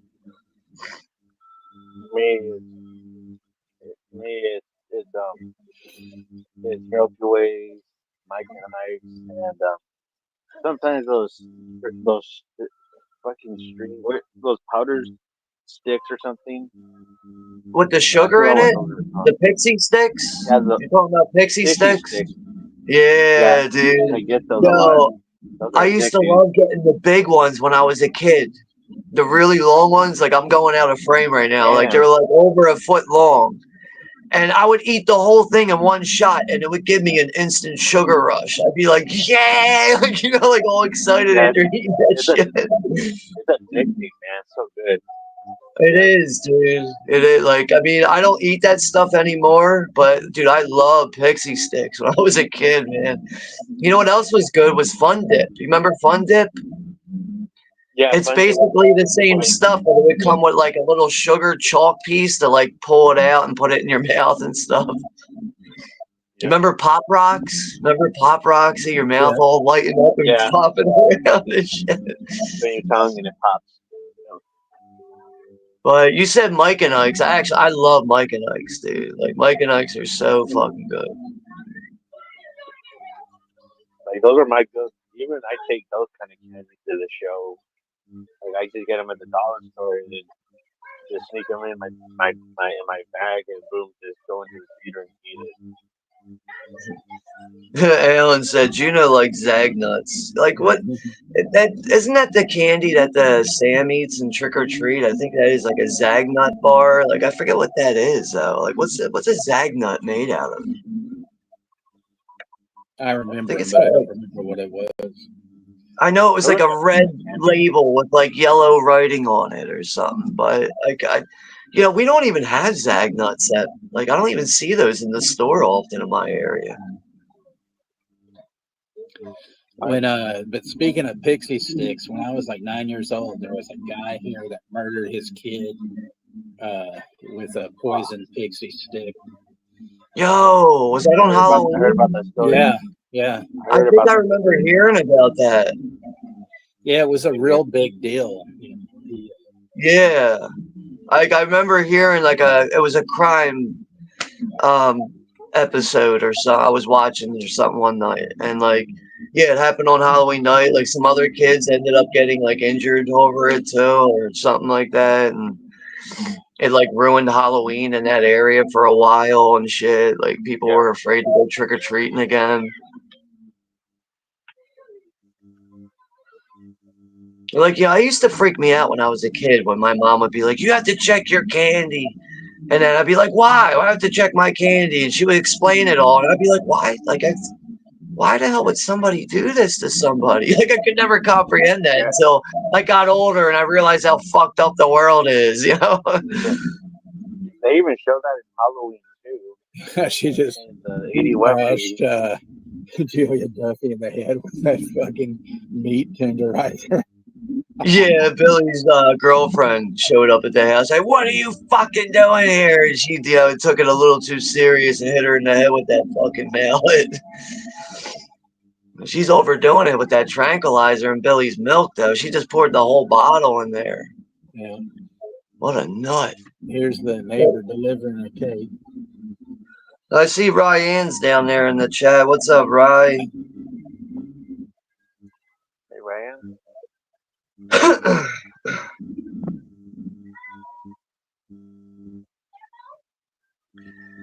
Yeah, Chester's mentioning Twix, Snickers, Skittles, Airheads. Yeah, I could eat all those, so man.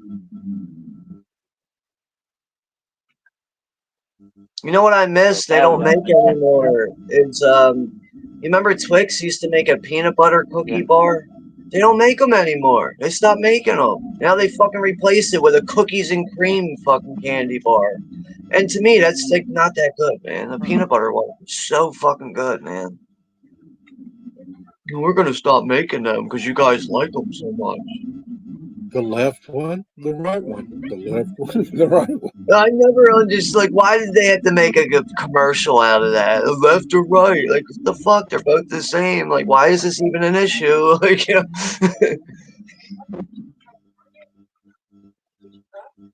Like, that's like that was. I guess that was the best they could do with, like, renewing the Twix bar and having some kind of selling gimmick. Left or right? Right or left bar? Who cares, man? Just eat them. You would think that by her dumping all that crap in that milk, that it would taste funny to him, and stuff. Yeah, like I bet you he probably notices it, but he's just not focusing on it. But another thing is, I bet you he's taken so much of that stuff at this point that his body's starting to become immune to it. And then she's wiping the blood off that fucking thing on the refrigerator. Yeah, from killing Billy's girlfriend. There's blood all over the inside of the refrigerator door, and she's like got company over there. She's wiping it down with like her kitchen rag real quick.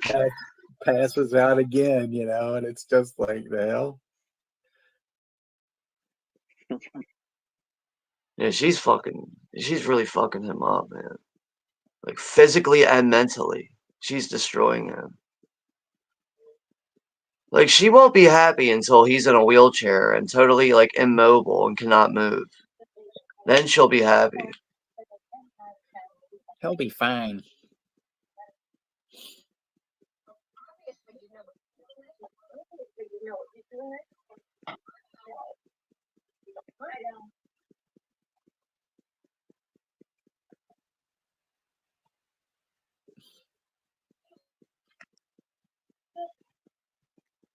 Let's see who's winning the World Series again.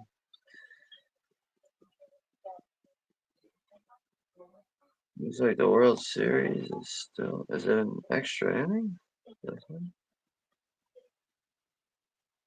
Bottom of the ninth. 7-6 Dodgers. Gonna see who wins the World Series soon. Or I mean if the Dodgers do, they will. So yeah, now she's revealing the fact that she's actually his mom and not his aunt. Yeah, just out of nowhere comes out, with this hidden information all these years. She thinks this is the best time for it too. Like that's another thing that's messed up with this bitch.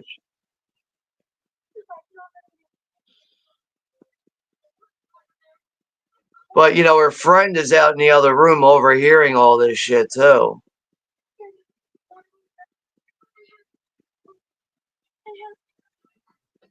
I just love that too. And so I had be right back. It's like, dude, the look on her face looks so demented too. Like you are not home inside there. There's nobody home inside her head, man. so the neighbor goes and hides in the closet, and stuff. Well, she's here answering. Yeah. I guess she figures if she knows that I'm listening to this, she's gonna kill me. Like,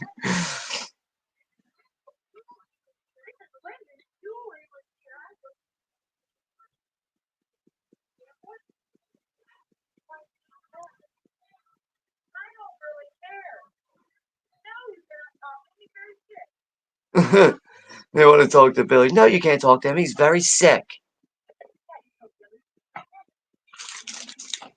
I'll be right back.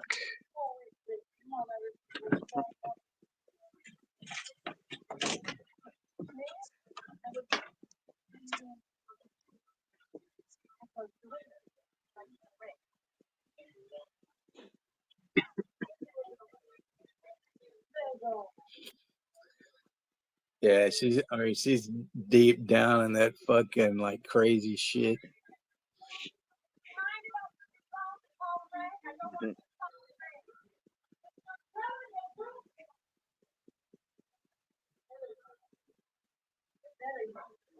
Don't forget, clinically insane.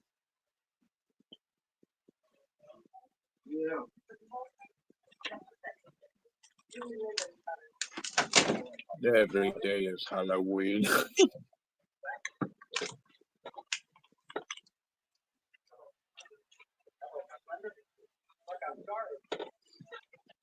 So the Dodgers won that game. So the Dodgers won the World Series.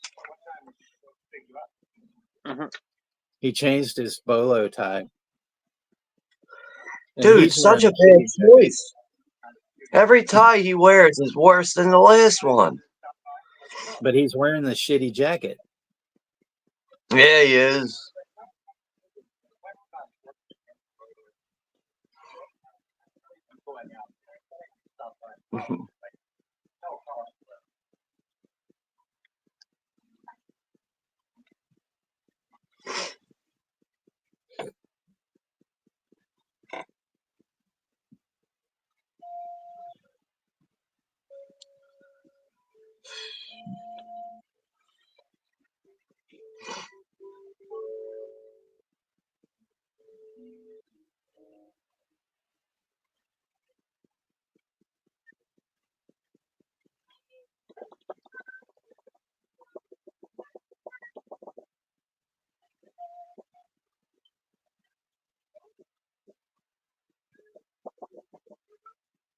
You gotta like pick his head up by the hair and all that, and stuff. Yeah, he's so out of it.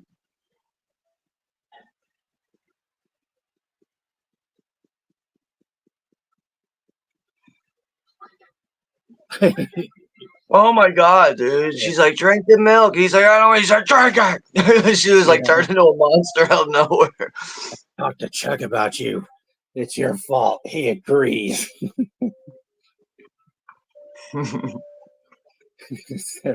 Rub a dub dub, 3 men in the tub.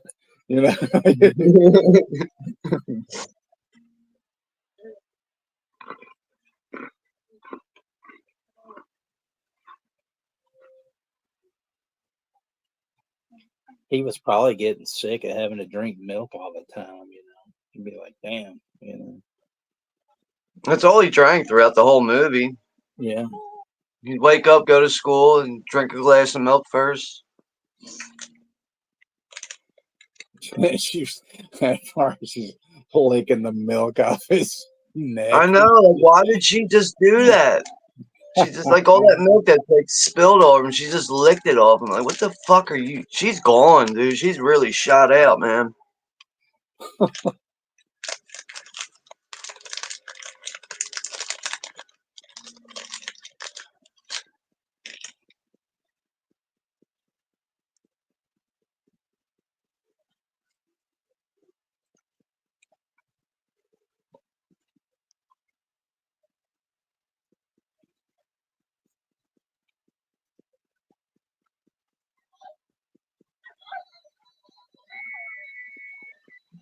Oh man, this is where the girlfriend finds the fucking corpse and the decapitated head.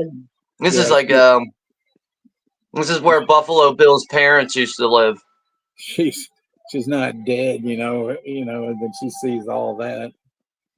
And the neighbor's still scoping around the house, and stuff.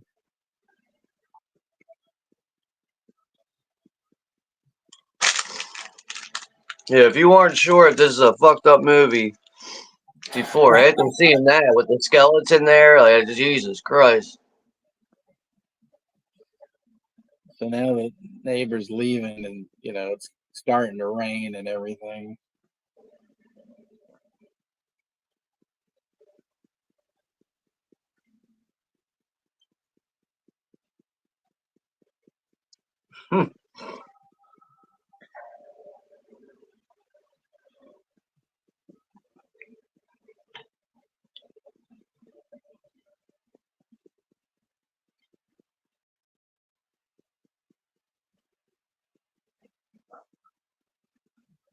I think the neighbor gets knocked off here. Yeah, you're gonna get it. It's just so funny because you got this house here and this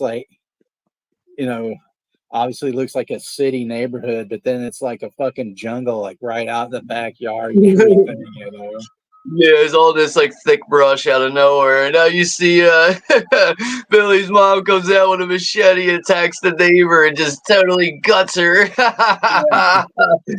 Oh man, what a wild scene! Even the look on her face afterwards, she's like smiling and shit at her, like she's like so satisfied with killing her. You just killed your best friend right there, lady. The girlfriend's trying to, escape and everything, not realizing that the crazy mom is outside.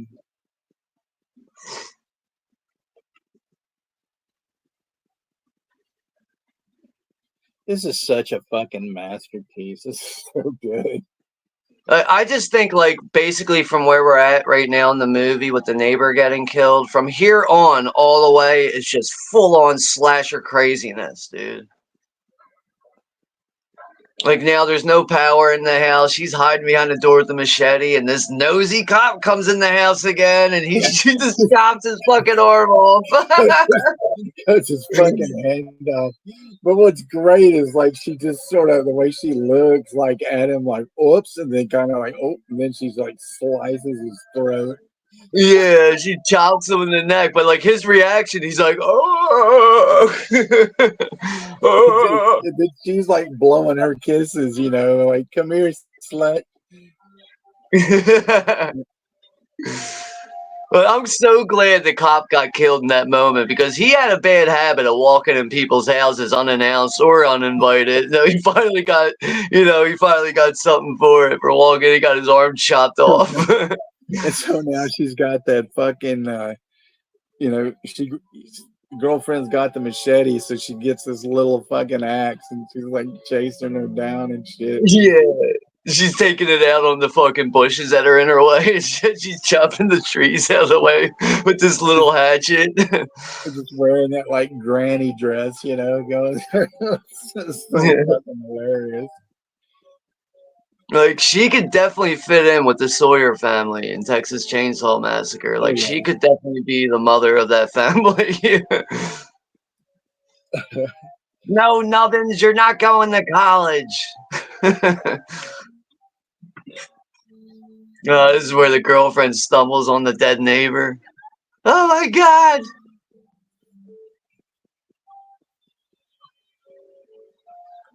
Oh shit, dude, I don't know, man. Susan Tyrell's facial expressions are just fucking batshit crazy, man. Oh yeah. And then she goes and he misses the girlfriend, but hits the neighbor again, and oh man.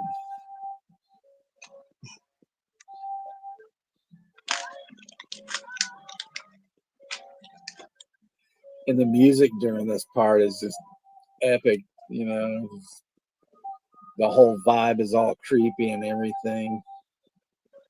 Yeah.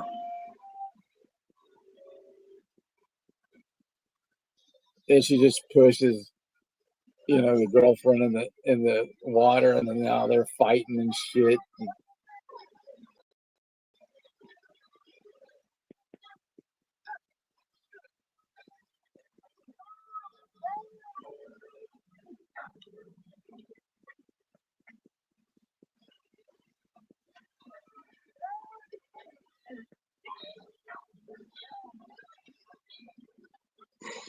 Damn, yo, it looks like they're really pulling each other's hair in the middle of this fight right now in this pond. Yeah. I think they're like really pulling each other's hair right now. Damn, yo, she's hitting her with that fake rock. Yeah. Billy's finally waking up. He can barely even stand up because he's like, he's all jacked up on tranquilizers. Alan said cat fight.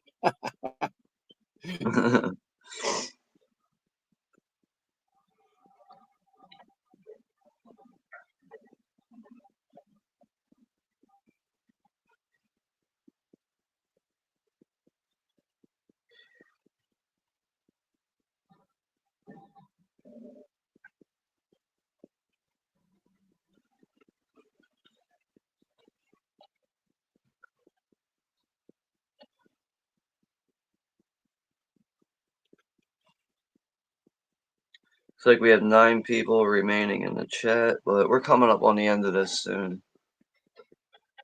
Yeah, Rosalie had popped in and kind of disappeared. I didn't see her, but yeah. Most of these people are usually here for every stream, but there's definitely going to be days where people can't make it. I hope Jen's still here. Probably is. Yeah, she is going to use the phone, and now she's going to try to strangle him to death, with the phone. Yeah. Now, this is where her love for him is, like, definitely changed. She's, like, willing to kill him at this point now. I'm your girlfriend now. Yeah, I can't believe she said that. She's trying to kiss him and shit, too. Like, I'm your girlfriend now. So, yeah, overall, though, this is not his real mother. This is actually his aunt. And his aunt actually ended up killing his biological parents in the car accident in the beginning of this by cutting the brake line on the car because she wants him all to herself. But this lady's just fucking lost it, man. And then she starts slapping him. That's the biggest shit. That's a really good twist. Yeah, like she's really smacking him too in that moment. Like she ain't easing up or nothing. Like she's really fucking him up. Oh, so he gets the letter opener and stabs her right in the fucking heart where she fucking deserves it. And then but still, she gives him this big old Blackheart. kiss before she fucking dies. You know? I know. I thought she was gonna give him a hickey real quick before she died. Stabbed her in her black heart. She Yeah, murdered right. his parents cold blooded, so like that's for his parents. It's like so messed up what she's put this kid through though. Like Billy, like just a regular normal kid really. He's just gotta deal with all this fucked up shit, man. It sucks. He just wants to play basketball and spend time with his girlfriend. Yeah. And he revenged his parents' death. We do get a little bit of a twist That's here, I good for think, Billy. if I remember correctly.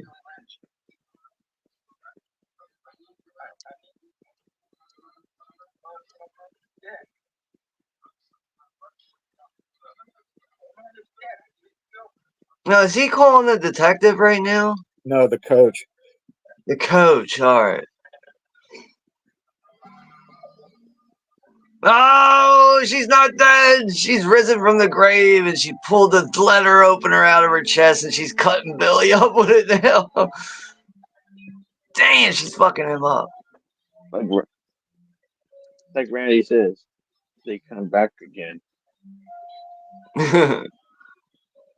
Oh my god, she's like, yeah.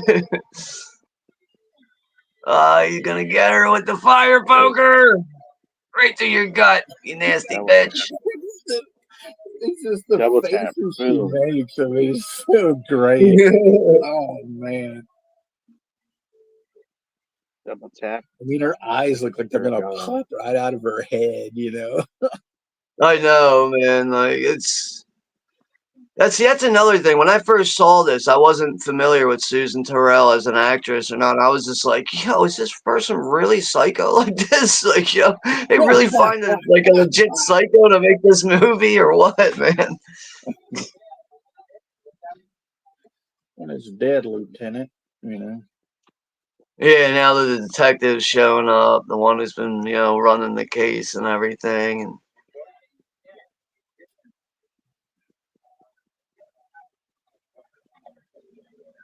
but he's going to go a little above the law here than what he's actually allowed to do.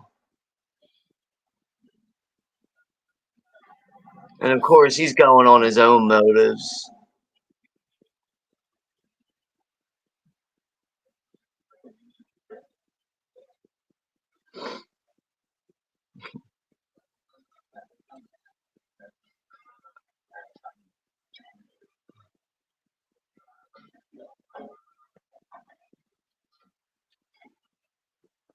So now, Billy's basketball coach who had to resign, he showed up to help out Billy.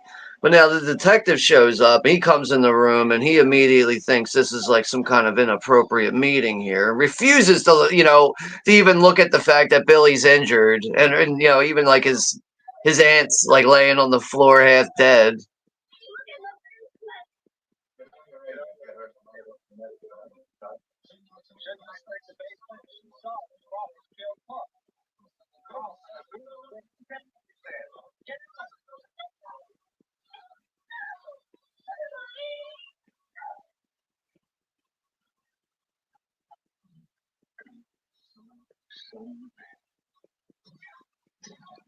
Oh, shit.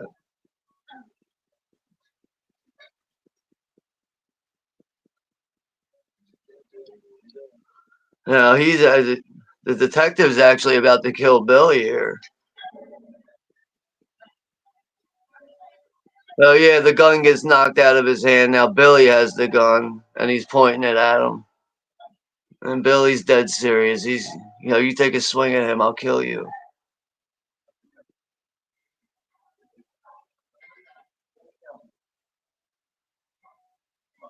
I think Billy has every reason to fucking just unload that gun on him right now. Oh yeah, definitely.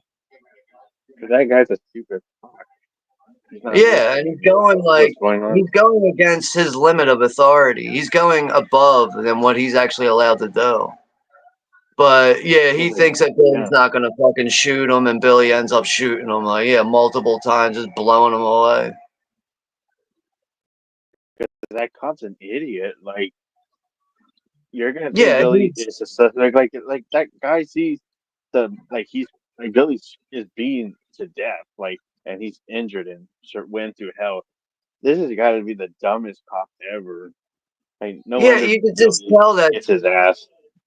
you could tell that this cop is just going on his own motives, and he has everything wrong, and he refuses to be like open-minded about things, and I guess he can't admit that he's wrong either, and just decides to go with his fucking narrow-minded bullshit here. That cop's a dumb ass. Yeah. And obviously he doesn't like gay people either, so I remembered, I think, another thing that Bo Svensson, who plays the asshole cop, I think he was in the original Inglourious Bastards. okay. There's an original Glorious Bastards. Yeah, it's a Yeah. different story, but yeah. Is it? Oh, I didn't know there was an original. I thought that was just a made up movie that Tarantino made. So it says here at the end, Billy Lynch stood trial for slaying of Lieutenant Carlson. The proceedings lasted only 4 days, and the jury anonymously acquitted him. So Billy and his girlfriend ended up going to different universities and went on with life. It just seems like that's it with the credits there. At least he didn't go to jail. At least Yeah, at he least got he that wasn't. stupid cup. You're right. At least he wasn't like wrongfully convicted. Yeah, that's good for Billy. Like, It's I funny hate when they how have these cops become idiots. Like, they're just like, "Oh, I'm not gonna believe you," and then like they take forever to believe somebody. Like, they do that in a lot of movies where like you feel like you want to punch them in the face. Like gosh, like they have proof. But like there is cops Yeah. that'll be like that. Like that's another reason why cops have body cameras nowadays. They to make sure Yep. that cops are doing their job the way they're supposed to be. Because like before body cameras, you had a lot of crooked cops like that, man. Yep. Many birds out there.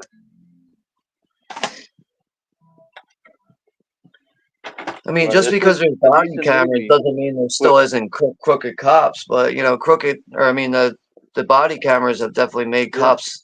A lot of cops think before they act like that. Yep. Yeah, this was a good movie, Texas. Good movie with a really satisfying ending. No fucked up, depressing ending. Really satisfying ending. Yeah, I think I overall, like like, shit like this that. movie came out in 81 during the slasher boom, and it does something a little bit different with its story, I think, compared to a lot of slashers, which I think is what really makes it unique in a way. And even how, like, in the movie, like, like, you see, like, the mother's, like, so domineering with this boy to a point where it's like, yo, like how much do you really like this kid? Like, I understand you love him as a family member, but it's obvious that you like him a little bit more than a family member too. It's like, you don't see many movies like focusing on things like that, and even like the whole homophobic aspect about it too. Mm-hmm. But I think that's what really separates it and makes it unique compared to a lot of slashers from this time period. And that's cool that Billy kicks ass. He kills his aunt, and then he kills the dumbass cop at the end, and doesn't go to jail Yeah. for it. So he's acquitted, and he has a good life. Yeah, and really no reason to have a sequel. Yeah. No, not at all. Yeah, because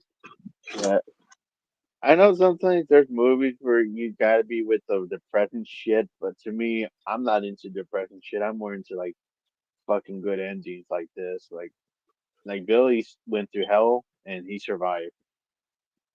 Yeah. Well, it looks like we have 8 people remaining in the chat. So, Yeah, tomorrow, if you guys are free around 4 o'clock Eastern Standard Time, we're going to do a hangout stream on my channel for Halloween. We'll hang out for maybe, I'd say 2 hours tops. So, like, maybe an hour and a half, 2 hours. But, yeah, we'll hang out and just, go over whatever. But I do have a bag of movies here to go through. I haven't looked in yet, and we'll see what pops up in this bag that's worth keeping. So we'll do that during the stream. But yeah, other than that, though, we're done with watch parties on my channel for the month. I think it is for you too, Tex, right? The next one will be on November 2nd. Yeah. So yeah, I think this is officially it for us for October, but it definitely was a fun month, that's for sure. We did a lot of shit this month.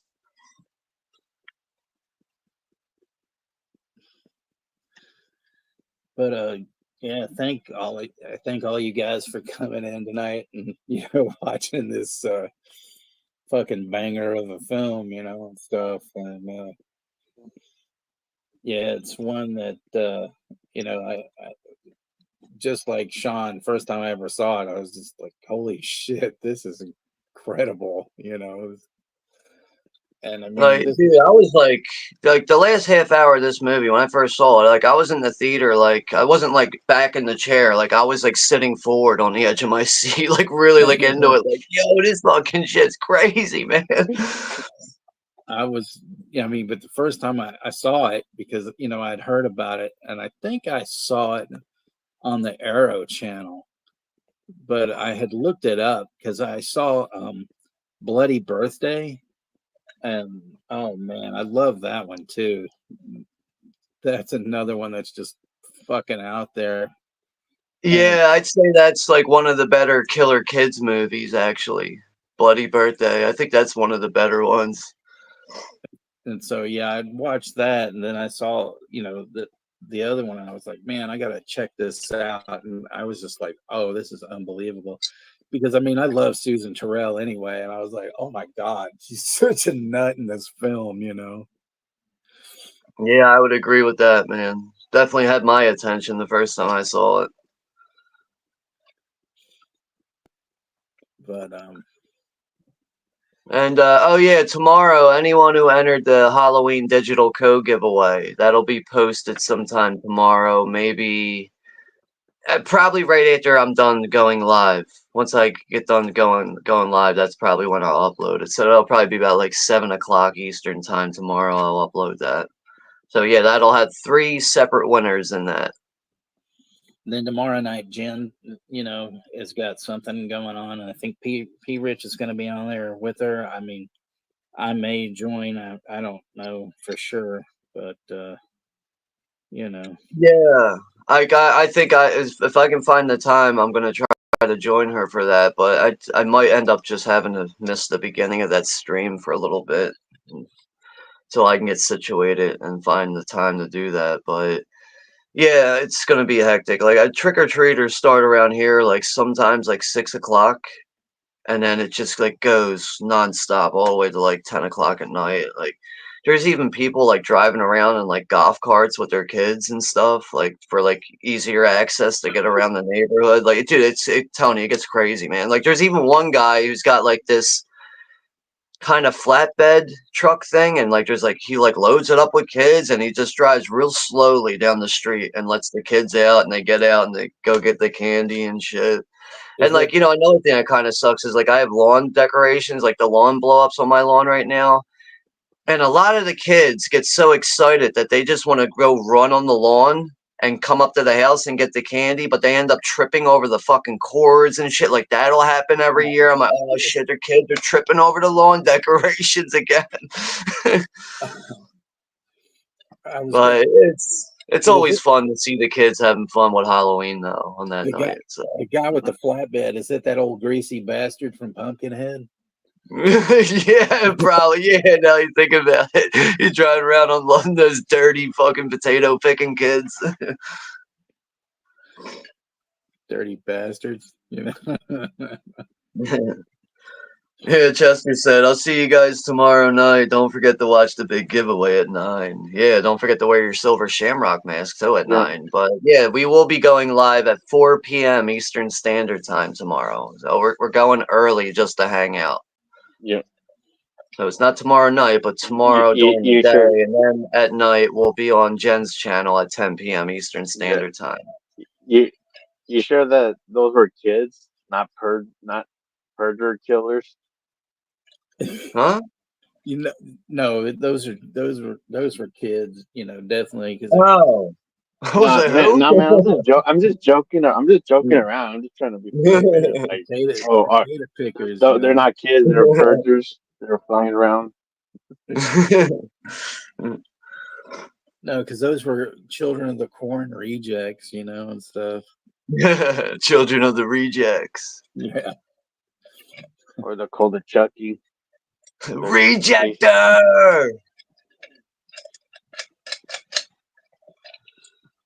But yeah. But anyway, yeah, I think we're gonna go, end it here. But I just want to say thanks for everybody for coming out again, and like I said, enjoying this absolutely insane film. And we'll see you guys tomorrow. I mean, I've been doing these things nonstop since last week. I mean, every day I'm on, somebody's channel, man. I'm surprised people aren't like filing for a boycott of me, stuff. Oh, these dudes again every day. But, yeah, so we'll see you Outlanders later. Happy Halloween, everybody. Devil's Night, and happy Halloween tomorrow.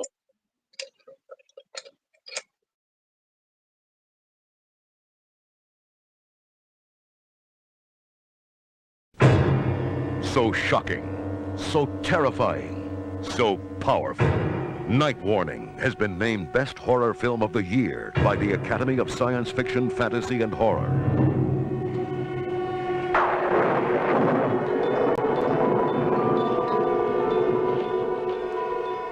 Billy and Julie, young, innocent, in love.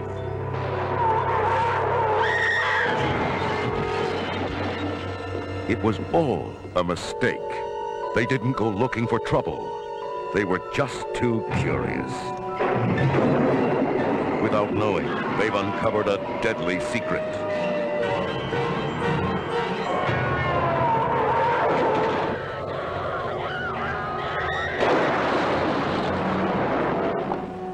By accident, they've stumbled onto a grisly murder.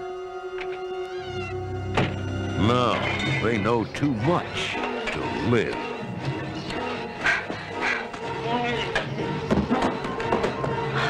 A chilling tale of a young boy and girl, innocent victims, now targets of a frenzied obsession with murder.